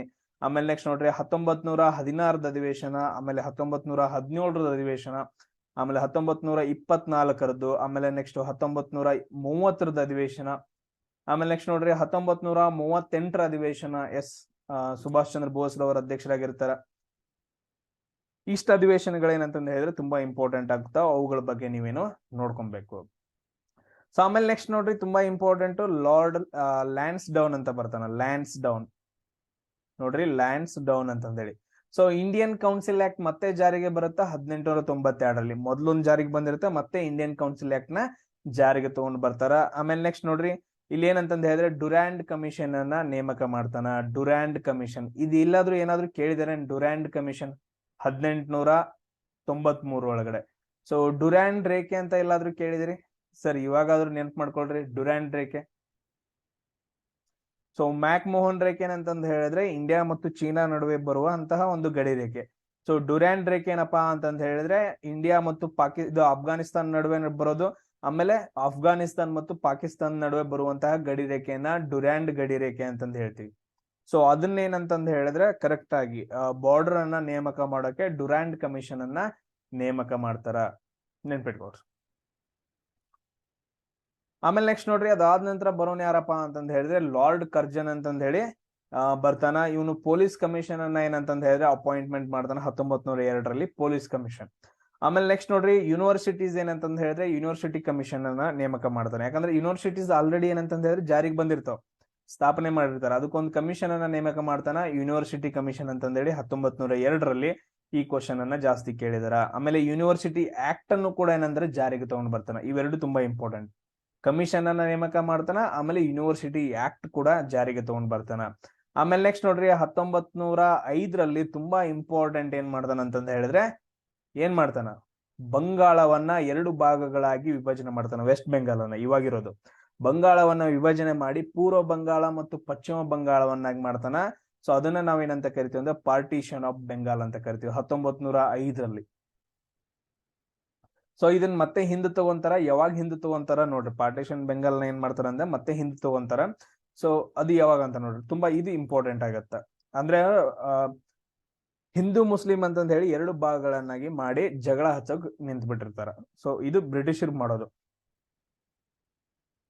ಒಡೆದು ಆಳುವ ನೀತಿ ಅಂತಂದ ಹೇಳ್ತೀವಿ. ಇವಾಗ ಏನಂತಂದ ಹೇಳಿದ್ರೆ ಒಂದು ಗ್ರೂಪ್ ಇರುತ್ತೆ, ಒಂದು ಗ್ರೂಪ್ ಅಲ್ಲಿ ಏನಂತಂದ ಹೇಳಿದ್ರೆ ಎಲ್ಲರೂ ಕ್ಲೋಸೇ ಇರ್ತಾರೆ. ಯಾವನೋ ಒಬ್ಬನ್ ಬರ್ತಾನ, ಅವ್ನ ಏನ್ ಮಾಡ್ತಾನ ಅಂದ್ರೆ ಇಲ್ಲಿದ್ ಅಲ್ಲಿ ಹೋಗಿ ಹೇಳೋದು, ಅಲ್ಲಿದ್ ಇಲ್ಲಿ ಹೋಗಿ ಹೇಳೋದು ಮಾಡಿ ಎರಡು ಗ್ರೂಪ್ ನಾಗಿ ಮೇಂಟೈನ್ ಮಾಡ್ತಾನ, ಒಡೆದ್ ಬಿಡ್ತಾನ. ಅದರಿಂದ ಏನಾಗತ್ತ, ಅವ್ರ ನಡುವೆ ಜಗಳ ಆಗಿ ಇವ್ರಿಗೆ ಯೂಸ್ ಆಗತ್ತೆ. ಸೇಮ್ ನಮ್ಮಲ್ಲೂ ಕೂಡ ಹಂಗೆ ಎಲ್ಲಾ ನಮ್ಮ ರಾಜ್ಯದಲ್ಲಿ ಏನ್ ಮಾಡ್ತಾರ ಅಂತಂದ ಹೇಳಿದ್ರೆ ಅವ್ರವ್ರ ಒಳಗಡೆನೆ ಜಗಳ ಮಾಡಿ ಇವನ್ಗೂ ಸಪೋರ್ಟ್ ಮಾಡಿ ಅವನಿಗೂ ಸಪೋರ್ಟ್ ಮಾಡಿ ಒಬ್ಬನನ್ನ ಸೋಲಿಸಿ ಕೊಂದಾಕಿ ಇನ್ನೊಬ್ಬನ ಏನಂತಂದ ಹೇಳಿದ್ರೆ ಅವ್ನ ಅಧೀನದಲ್ಲಿ ಇಟ್ಕೊಳ್ಳೋದು. ಈ ರೀತಿಯಾಗಿ ಮಾಡಿ ನಮ್ಮ ಭಾರತವನ್ನ ಆಳಿರ್ತಾರ ಅವ್ರು. ಆಮೇಲೆ ನೆಕ್ಸ್ಟ್ ನೋಡ್ರಿ, ಲಾರ್ಡ್ ಮಿಂಟೋ ಟೂ ಬರ್ತಾನ. ಲಾರ್ಡ್ ಮಿಂಟೋ ಟೂ ಬರ್ತಾನ. ಈ ಟೈಮಲ್ಲಿ ಏನಂತಂದ ಹೇಳಿದ್ರೆ ಆಲ್ರೆಡಿ 1905ರಲ್ಲಿ ಸ್ವದೇಶಿ ಚಳವಳಿ ಸ್ಟಾರ್ಟ್ ಆಗಿರುತ್ತೆ. ಸ್ವದೇಶಿ ಚಳವಳಿ ಏನಂತ ಹೇಳಿದ್ರೆ ಸ್ಟಾರ್ಟ್ ಆಗಿರುತ್ತೆ. ಈ ಸ್ವದೇಶಿ ಚಳವಳಿಯನ್ನ ಯಾರು ಸ್ಟಾರ್ಟ್ ಮಾಡ್ತಾರೋ ತುಂಬಾ ಇಂಪಾರ್ಟೆಂಟ್ ಆಗತ್ತೆ ನೋಡ್ರಿ. ಆಮೇಲೆ ನೆಕ್ಸ್ಟ್ ನೋಡ್ರಿ, 1907ರಲ್ಲಿ ಕಾಂಗ್ರೆಸ್ ಅಧಿವೇಶನ ನಡೆಯುತ್ತೆ. ಈ ಕಾಂಗ್ರೆಸ್ ಅಧಿವೇಶನದಲ್ಲಿ ಸೊ ನಾನ್ ಅಧ್ಯಕ್ಷ ಆಗ್ಬೇಕು, ನೀನ್ ಅಧ್ಯಕ್ಷ ಆಗ್ಬೇಕು ಅಂದ್ರೆ ಯಾರ್ ಇರ್ತಾರಂತಂದ ಹೇಳಿ ಸ್ಟಾರ್ಟ್ ಆಗಿರುತ್ತ. ಬಟ್ ಆದ್ರೆ ಜಗಳ ಆಗತ್ತ, ಬಾಲ್ ಗಂಗಾಧರ್ ತಿಲಕ್ ಮತ್ತು ಅಲ್ಲಿರೋ ಜನರ ನಡುವೆ ಜಗಳ ಆಗತ್ತ. ಆಕ್ಚುಲಿ ಬಾಲ್ ಗಂಗಾಧರ್ ತಿಲಕ್ ರವ್ರ ಏನಂತಂದ ಹೇಳಿದ್ರೆ ಅದ್ರದ್ದು 1907ರ ಸೂರತ್ ಅಧಿವೇಶನದ ಏನಂತಂದ ಹೇಳಿದ್ರೆ ಅಧ್ಯಕ್ಷರಾಗ್ಬೇಕಿತ್ತು. ಬಟ್ ಆದ್ರೆ ಅಲ್ಲಿ ಏನಾಗ್ತದೆ ಅಂತಂದ ಹೇಳಿದ್ರೆ ಬೇರೆಯವ್ರು ಆಗ್ತಾರ. ಅವ್ರು ಯಾರು ಅಂತಂದ ಹೇಳಿ ನಂಗೆ ಮೆಸೇಜ್ ಹಾಕಿ. ಸೊ ಈ ಟೈಮಲ್ಲಿ ಒಡಕಾದ ನಂತರ ಎರಡು ಪಕ್ಷಗಳಾಗೇನಂತಂದ ಹೇಳಿದ್ರೆ ಪಕ್ಷಗಳಾಗೇನಂತಂದ ಹೇಳಿದ್ರೆ ಡಿವೈಡ್ ಆಗತ್ತ. ಅವ್ರ ಯಾರ್ಯಾರು, ಒಬ್ರು ಮಂದಗಾಮಿಗಳಾಗಿ ಡಿವೈಡ್ ಆಗ್ತಾರ. ಆಮೇಲೆ ಇನ್ನೊಬ್ರು ಯಾರಂತಂದ ಹೇಳಿದ್ರೆ ತೀವ್ರಗಾಮಿಗಳಾಗಿ ಡಿವೈಡ್ ಆಗ್ತಾರ. ಮಂದಗಾಮಿಗಳು, ತೀವ್ರಗಾಮಿಗಳು. ಏನ್ ಡಿಫ್ರೆನ್ಸ್? ಮಂದಗಾಮಿ ಅಂತಂದ ಹೇಳಿದ್ರೆ ಅವ್ರು ಸಿಂಪಲ್ ಆಗಿ ನಾವು ಹಿಂಸೆಯನ್ನ ಮಾಡಂಗಿಲ್ಲ, ಸೊ ಬಿಟ್ಟು ಹೋಗ್ರಿ ಅಂತಂದ ಹೇಳಾರ. ತೀವ್ರಗಾಮಿ ಹಂಗಿಲ್ಲ, ಬಾ ಮಗನ ಹೊಡಿ ಮಗ ಅಂದಂಗಿದ್ರು, ಹೊಡಿ ಬಡಿ. ಸೊ ಎಲ್ಲದಕ್ಕೂ ರೆಡಿ ಅಂತಂದ ಹೇಳಿ ತೀವ್ರಗಾಮಿಗಳು. ಬಾಂಬ್ ಹಾಕೋದಾಗಿರ್ಬೋದು, ಕೊಲ್ಲೋದಾಗಿರ್ಬೋದು, ಹಿಂಸಾತ್ಮಕ ಚಟುವಟಿಕೆಗಳನ್ನ ಮಾಡ್ಬಿಟ್ಟು ಬ್ರಿಟಿಷರ್ನ ಹೊರ ಹೋಗಿ ನಿಂತ್ಕೊಂತಾರೆ. ಯಾರು? ತೀವ್ರಗಾಮಿಗಳು. ಅದ್ರಲ್ಲಿ ಮೇನ್ ಯಾರು? ಲಾಲ್ ಬಾಲ್ ಪಾಲ್ ಅಂತಂದ ಹೇಳ್ತೀರಿ. ಇವ್ ಯಾರು ಇರೋರು? ಬಾಲ್ ಗಂಗಾಧರ ತಿಲಕ್, ಲಾಲಾ ಲಜಪತ್ ರಾಯ್, ಆಮೇಲೆ ಇವನೊಬ್ರು ಯಾರು ನೋಡ್ರಿ. ಸೊ ಇವ್ರೇನ ಇನ್ನು ಹಲವಾರು ಜನಗಳು ಬರ್ತಾರೆ, ನೆನ್ಪಿಡ್ರು. ಸೂರತ್ ಅಧಿವೇಶನ ಒಡಕಾಗತ್ತ. ಸೊ ಇದಾದ ನಂತರ ನೆಕ್ಸ್ಟ್ ಏನಾಗತ್ತ ಮತ್ ನೋಡ್ರಿ, ಮುಸ್ಲಿಂ ಲೀಗ್ ಸ್ಥಾಪನೆ ಆಗತ್ತ. ಕ್ವಶನ್ ತುಂಬಾ ಕೇಳಿದಾರ ನೋಡ್ರಿ. ಮುಸ್ಲಿಂ ಲೀಗ್ ಏನಂತಂದ ಹೇಳಿದ್ರೆ ಸ್ಥಾಪನೆ ಆಗತ್ತೆ. ಯಾವಾಗ? 1906ರಲ್ಲಿ. ಯಾರು ಸ್ಥಾಪನೆ ಮಾಡ್ತಾರ? ಬಾಂಗ್ಲಾದೇಶದ ಢಾಕಾ ಒಳಗಡೆ ಏನಾಗತ್ತಂತಂದ ಹೇಳಿದ್ರೆ ಮುಸ್ಲಿಂ ಅಧಿವೇಶನ ಸ್ಥಾಪನೆ ಆಗತ್ತ. ಎಲ್ಲಾಗತ್ತ? ಢಾಕಾ ಒಳಗಡೆ ಮುಸ್ಲಿಂ ಅಧಿವೇಶನ ಸ್ಥಾಪನೆ ಆಗತ್ತ 1906ರಲ್ಲಿ. ಇಲ್ಲಿಂದ ಏನಂತಂದ ಹೇಳಿದ್ರೆ ಸ್ಟಾರ್ಟ್ ಆಗತ್ತ ಭಾರತ ಮತ್ತು ಪಾಕಿಸ್ತಾನದ ಜಗಳ. ನಮಗ್ ಸಪರೇಟ್ ದೇಶ ಬೇಕು ಅಂತಂದ ಹೇಳಿ ಇಲ್ಲಿಂದ ಸ್ಟಾರ್ಟ್ ಆಗತ್ತ. ಈ ಒಂದು 3 ಜನ ಕೂಡ್ಬಿಟ್ಟು ಸ್ಟಾರ್ಟ್ ಮಾಡಿರ್ತಾರ. ಬ್ರಿಟಿಷರ್ ಹೊರಗೆ ಹಾಕಕ್ ಸ್ಟಾರ್ಟ್ ಮಾಡಲ್ದ ಏನಂತಂದ ಹೇಳಿದ್ರೆ ಹೊಸ ದೇಶ ಬೇಕು ನಮ್ಗೆ, ಸಪರೇಟ್ ದೇಶ ಬೇಕು ಅಂತಂದ ಹೇಳಿ ಸ್ಟಾರ್ಟ್ ಆಗುತ್ತೆ ಇಲ್ಲಿಂದ. ಆಮೇಲೆ ನೆಕ್ಸ್ಟ್ ನೋಡ್ರಿ, 1909ರಲ್ಲಿ ಏನಂತಂದ ಹೇಳಿದ್ರೆ ಮಿಂಟೋ ಮಾರ್ಲೆ ಆಕ್ಟ್ ಅಂತಂದ್ ಬರುತ್ತೆ. ಎಲ್ರಿಗೂ ಗೊತ್ತಾ? 1909 ಮಿಂಟೋ ಮಾರ್ಲೆ ಆಕ್ಟ್ ಬರುತ್ತ. ಫಸ್ಟ್ ಟೈಮ್ ಏನಂತಂದ ಹೇಳಿದ್ರೆ ಚುನಾವಣೆ ಏನಂತಂದ ಹೇಳಿದ್ರೆ ಮತಗಟ್ಟೆಗಳನ್ನ ಸ್ಥಾಪನೆ ಆಗತ್ತ. 1909ರ ಆಕ್ಟ್ ಸ್ವಲ್ಪ ಇಂಪಾರ್ಟೆಂಟ್ ಆಗುತ್ತೆ. ನೋಡೋಣ, ಟೈಮ್ ಸಿಕ್ಕರೆ ಪಾಲಿಟಿ ಒಳಗಡೆ ನಾವು ತುಂಬಾ ಎಕ್ಸ್ಪ್ಲನೇಷನ್ ಕೊಡೋಣ. ಸೊ ಇಷ್ಟು ಪಾಯಿಂಟ್ಸ್ ನೆನ್ಪಿಟ್ಕೋಬೇಕು. ಆಮೇಲೆ ನೆಕ್ಸ್ಟ್ ಲಾರ್ಡ್ ಹಾರ್ಡಿಂಜ್ ಟೂ ಬರ್ತಾನ. ಇವನ್ ಏನ್ ಮಾಡ್ತಾನ ಅಂತಂದ ಹೇಳಿದ್ರೆ ಪಾರ್ಟಿಷನ್ ಆಫ್ ಬೆಂಗಾಲ್ ಏನ್ ಇರುತ್ತಲ್ಲ, 2 ಪಾರ್ಟ್ ಆಗಿರುತ್ತ, ಅದನ್ನ ಏನ್ ಮಾಡ್ತಾನ ಅಂತಂದ ಹೇಳಿದ್ರೆ ರದ್ದುಗೊಳಿಸ್ತಾನ. ಯಾರು ರದ್ದುಗೊಳಿಸ್ತಾರ? ಲಾರ್ಡ್ ಹಾರ್ಡಿಂಜ್ ಇದ್ದಾವ ಏನ್ ಮಾಡ್ತಾನಂದ್ರೆ ರದ್ದುಗೊಳಿಸ್ತಾನ. ಆಮೇಲೆ ನೆಕ್ಸ್ಟ್ ನಮ್ಮ ಭಾರತ ದೇಶದ ರಾಜಧಾನಿ ಇಲ್ಲಿವರೆಗೂ ಯಾವ್ದಾಗಿರುತ್ತ? ಕೋಲ್ಕತ್ತಾ ಆಗಿರುತ್ತೆ. ಇಲ್ಲಿವರೆಗೂ ಕೋಲ್ಕತ್ತಾ. ಬಟ್ ಅದ್ರ 1911ರಲ್ಲಿ ಕೋಲ್ಕತ್ತಾದಿಂದ ಏನ್ ಮಾಡ್ತಾನಂತಂದ ಹೇಳಿದ್ರೆ ಕೋಲ್ಕತ್ತಾದಿಂದ ದೆಹಲಿಗೆ ಏನ್ ಮಾಡ್ತಾನಂತಂದ ಹೇಳಿದ್ರೆ ರಾಜಧಾನಿಯನ್ನ ಶಿಫ್ಟ್ ಮಾಡ್ತಾನೆ. ಯಾರು? Lord Hardinge. ಇದು ನೆನ್ಪಿಡ್ಕೋಬೇಕು. ಅದಾದ ನಂತರ 1915ರೊಳಗಡೆ ಒಂದೇನಂತಂದ ಹೇಳಿದ್ರೆ ಹಿಂದೂ ಮಹಾಸಭಾ ಅಂತಂದ್ರೆ ಸ್ಥಾಪನೆ ಆಗತ್ತೆ. ಒಂದು ಸಂಘ ಸ್ಥಾಪನೆ ಆಗತ್ತೆ, ಹಿಂದೂ ಮಹಾಸಭಾ. ಇದ್ರ ಮೇಲೆ ಕ್ವಶನ್ಸ್ ಗಳನ್ನ ಕೇಳಿದಾರೆ. ಹಿಂದೂ ಮಹಾಸಭಾ ಅಂತಂದ ಹೇಳಿ ಒಂದು ದೊಡ್ಡ ಸಂಘ ಸ್ಥಾಪನೆ ಆಗತ್ತ. ಸೇಮ್ ಇದೇ ಟೈಮಲ್ಲಿ ನೋಡ್ರೆ 1915ರಲ್ಲಿ ಮಹಾತ್ಮ ಗಾಂಧೀಜಿ ಅವ್ರು ಏನ್ ಮಾಡ್ತಾರ ಅಂತಂದ ಹೇಳಿದ್ರೆ ಸೌತ್ ಆಫ್ರಿಕಾದಿಂದ ಬರ್ತಾರ. ಮೊದಲು ಅವರು ವಕೀಲರು ಇರ್ತಾರ, ರಿಚ್ ಇರ್ತಾರ. ಸೊ ಅವ್ರು ಸೌತ್ ಆಫ್ರಿಕಾಗ ವರ್ಕ್ ಮಾಡಕ್ ಹೋಗಿರ್ತಾರ. ಅಲ್ಲಿಂದ ಏನಂತಂದ ಹೇಳಿದ್ರೆ ರಿಟರ್ನ್ ಭಾರತಕ್ಕೆ ಬಂದು ನೆಕ್ಸ್ಟ್ ಸ್ವಾತಂತ್ರ್ಯ ಚಳವಳಿಗಳಲ್ಲಿ ಭಾಗವಹಿಸ್ತಾರೆ. ಇಷ್ಟು ಪಾಯಿಂಟ್ಸ್ ಗಳನ್ನ ನೀವು ನೆನ್ಪಿಟ್ಕೋಬಹುದು. ಅದಾದ ನಂತರ ನೆಕ್ಸ್ಟ್ ನೋಡ್ರಿ, ಚೇಮ್ಸ್ಬರ್ಡ್ ಅಂತ ಬರ್ತಾನ. ಸೊ ಲಾರ್ಡ್ ಚೇಮ್ಸ್ಬರ್ಡ್ ಅಂತ ನೀವು ಏನಂತ ಕರಿತೀರಿ ನೋಡ್ರಿ, ನಾವು ಚೇಮ್ಸ್ಬರ್ಡ್ ಅಂತ ಕರಿತೀವಿ. ಸೊ ಇವನ್ ಏನ್ ಮಾಡ್ತಾನಂತಂದ್ ಹೇಳಿದ್ರೆ ಲಕ್ನೋ ಫ್ಯಾಕ್ಟ್ ಅಂತ ತುಂಬಾ ಇಂಪಾರ್ಟೆಂಟ್. ಲಕ್ನೋ ಫ್ಯಾಕ್ಟ್ ಅನ್ನೋದು ತುಂಬಾ ಇಂಪಾರ್ಟೆಂಟ್ ಆಗುತ್ತೆ ಇವನ್ ಟೈಮಲ್ಲಿ. 1916ರಲ್ಲಿ ನಡೆಯುತ್ತಾ. 1916ರಲ್ಲಿ ಒಂದು ಅಧಿವೇಶನ ನಡೆಯುತ್ತಾ, ಲಕ್ನೋ ಅಧಿವೇಶನ. ಈ ಅಧಿವೇಶನ ಭಾರತ ಕಾಂಗ್ರೆಸ್ ಅಧಿವೇಶನ ಐತಲ್ಲ, ಅದು ನಡೆಯುವಾಗ ಏನಂತಂತ ಹೇಳಿದ್ರೆ ಮಂದಗಾಮಿಗಳು ಮತ್ತು ತೀವ್ರಗಾಮಿಗಳು ಏನಂತಂತ ಹೇಳಿದ್ರೆ ಮತ್ತೆ ಏನ್ ಮಾಡ್ತಾರ ಅಂದ್ರೆ ಒಂದುಗೂಡ್ತಾರ. ಲಕ್ನೋ ಫ್ಯಾಕ್ಟ್ ಮುಖಾಂತರ, ಲಕ್ನೋ ಒಪ್ಪಂದದ ಮುಖಾಂತರ ಮಂದಗಾಮಿಗಳು ಮತ್ತು ತೀವ್ರಗಾಮಿಗಳು ಏನ್ ಮಾಡ್ತಾರ ಅಂದ್ರೆ ಮತ್ತೆ ಒಂದಾಗ್ತಾರ. ಇದು ತುಂಬಾ ಇಂಪಾರ್ಟೆಂಟ್. ಆಮೇಲೆ ನೆಕ್ಸ್ಟ್ ಮಹಾತ್ಮ ಗಾಂಧೀಜಿಯವರು ಏನ್ ಮಾಡ್ತಾರ ಅಂದ್ರ 1917ರಲ್ಲಿ ಚಂಪಾರಣ್ಯ ಸತ್ಯಾಗ್ರಹವನ್ನ ಸ್ಟಾರ್ಟ್ ಮಾಡ್ತಾರ. ಎದಕ್ಕೋಸ್ಕರ ಸ್ಟಾರ್ಟ್ ಮಾಡ್ತಾರ ಚಂಪಾರಣ್ಯ ಸತ್ಯಾಗ್ರಹ? ಏನೋ ಒಂದು ರೀಸನ್ ಇರ್ಬೇಕಲ್ಲ. ಟ್ಯಾಕ್ಸ್ ಕಲೆಕ್ಷನ್ಗೋಸ್ಕರ, ತೆರಿಗೆಯನ್ನ ಜಾಸ್ತಿ ತುಂಬೋದಿರುತ್ತ, ಅದಕ್ಕೋಸ್ಕರ ಚಂಪಾರಣ್ಯ ಸತ್ಯಾಗ್ರಹ ಸ್ಟಾರ್ಟ್ ಆಗತ್ತ. ಅದು ಎಲ್ಲಿ ಏನು ಅಂತಂದ ಹೇಳಿ ನೀವು ಸರ್ಚ್ ಮಾಡಿ ಹಾಕ್ಬೇಕು. ಆಮೇಲೆ ನೆಕ್ಸ್ಟ್ ನೋಡ್ರಿ, ಮೌಂಟೆಗೋ ಆಗಸ್ಟ್ ಡಿಕ್ಲೇರೇಷನ್ ಅಂತ ಐತೆ, ಅದೇನು ತುಂಬಾ ಇಂಪಾರ್ಟೆಂಟ್ ಆಗಲ್ಲ. ಆಮೇಲೆ 1919ರ ಆಕ್ಟ್ ಬರುತ್ತೆ, ಗೌರ್ಮೆಂಟ್ ಇಂಡಿಯಾ ಆಕ್ಟ್, ಅಥವಾ ಅದನ್ನ ನಾವು ಚೇಮ್ಸ್ಬರ್ಡ್ ಇನ್ನೊಬ್ಬನ ಏನೋ ಹೆಸರು ಕರಿತೀವಿ ನೋಡ್ರಿ, ಮಾಂಟೆಗೋ ಚೇಮ್ಸ್ಬರ್ಡ್ ಆಕ್ಟ್ ಅಂತಾನು ಕರಿತೀವಿ. ಆಮೇಲೆ ನೆಕ್ಸ್ಟ್ ನೋಡ್ರಿ, ರೌಲತ್ ಆಕ್ಟ್ ಅಂತ ಬರುತ್ತೆ. ಇದು ತುಂಬಾ ಇಂಪಾರ್ಟೆಂಟ್ ಆಗುತ್ತೆ. ರೌಲತ್ ಆಕ್ಟ್ ಯಾದಕ್ಕೆ ಇದ ರೌಲತ್ ಕಾಯ್ದೆ ಅಂತಂತ ಹೇಳಿ ನಾವು ತುಂಬಾ ಕೇಳಿದ ಸರ್, 1919ರಲ್ಲಿ ರೌಲತ್ ಕಾಯ್ದೆ ಬರುತ್ತರಿ ಅಂತಂದ ಹೇಳಿ. ಸೊ ನಮ್ಮ ಭಾರತ ದೇಶದಲ್ಲಿ ಹಲವಾರು ಚಳುವಳಿಗಳಾಗ್ತಿರ್ತಾವ, ಅದಾದ ನಂತರ ಬ್ರಿಟಿಷರ ವಿರುದ್ಧ ದಂಗೆಗಳಾಗ್ತಿರ್ತಾವ. ರೌಲತ್ ಕಾಯ್ದೆಯನ್ನ ಜಾರಿಗೆ ತಗೊಂಡ್ ಬರ್ತಾರ. ಹಂಗಂದ್ರ ರೌಲತ್ ಕಾಯ್ದೆ ತುಂಬಾ ಇಂಪಾರ್ಟೆಂಟ್. ಈಗ 3-4 ಜನ ಎಲ್ಲಾದ್ರೂ ನಿಂತ್ಕೊಂಡಿದ್ರ ಏನಂತಂತ ಹೇಳಿದ್ರೆ, ಅಥವಾ 10 ಜನ ನಿಂತ್ಕೊಂಡಿದ್ರ, ಅವ್ರನ್ನ ಬಂದೇನಂತಂತ ಹೇಳಿದ್ರೆ ಡೈರೆಕ್ಟ್ ಆಗಿ ಜೈಲ್ಗೆ ಹಾಕೋದು. ಜೈಲಿಗೆ ಹಾಕುವಾಗ ನಾನು ನಿನ್ ಇದೇ ರೀಸನ್ಗೆ ಹಾಕ್ತಾ ಇದ್ದೀನಿ, ನೀನ್ ಈ ತಪ್ಪು ಮಾಡಿದ್ಯಾ, ಇದೇ ರೀಸನ್ ನಾನು ನಿನ್ ಜೈಲ್ಗೆ ಹಾಕ್ತಿದ್ದೀನಿ ಅಂತಂದು ಹೇಳೋದು ಏನಂತಂದ ಹೇಳಿದ್ರೆ ಇದೊಂದೊಂದು ರೈಟ್ಸ್, ಅದು ಹಕ್ಕು ನಮ್ಗೆ ಅವ್ರು ಹೇಳ್ಬೇಕು. ಅದಕ್ಕೆ ಇವಾಗ ಅದನ್ನು ಕೂಡ ಏನಂತಂದ ಹೇಳಿದ್ರೆ ಪೊಲೀಸ್ ಬಂದು ನಿಮ್ನೆಲ್ಲಾದ್ರೂ ಅರೆಸ್ಟ್ ಮಾಡ್ತಾ ಇದ್ರೆ ನೀ ಏನಕ್ ಮಾಡಕತ್ತಿ ಅಂತ ನೀವು ಕೇಳೋ ರೈಟ್ಸ್ ನಿಮ್ಗೈತಿ, ಅವ್ರು ಹೇಳಲೇಬೇಕು. ಹೇಳಲಿಲ್ಲ ಅಂತಂತ ಹೇಳಿದ್ರೆ ಕಾನೂನು ಉಲ್ಲಂಘನೆ ಆಗತ್ತೆ. ಮೂಲಭೂತ ಹಕ್ಕದ ಏನಂತಂದ ಹೇಳಿದ್ರೆ ಉಲ್ಲಂಘನೆ ಆಗತ್ತೆ. ಮೂಲಭೂತ ಹಕ್ಕು ಉಲ್ಲಂಘನೆ ಆಯ್ತಂತಂದ ಹೇಳಿದ್ರೆ ನಾವ್ ಏನ್ ಮಾಡ್ತೀವಿ ಸರ್? ಆರ್ಟಿಕಲ್ 32 ಪ್ರಕಾರ ಸುಪ್ರೀಂ ಕೋರ್ಟ್ಗೆ ಏನ್ ಮಾಡ್ತೀವಿ ಅಂತಂದ ಹೇಳಿದ್ರೆ ಕೇಸ್ ಹಾಕ್ಬಹುದು.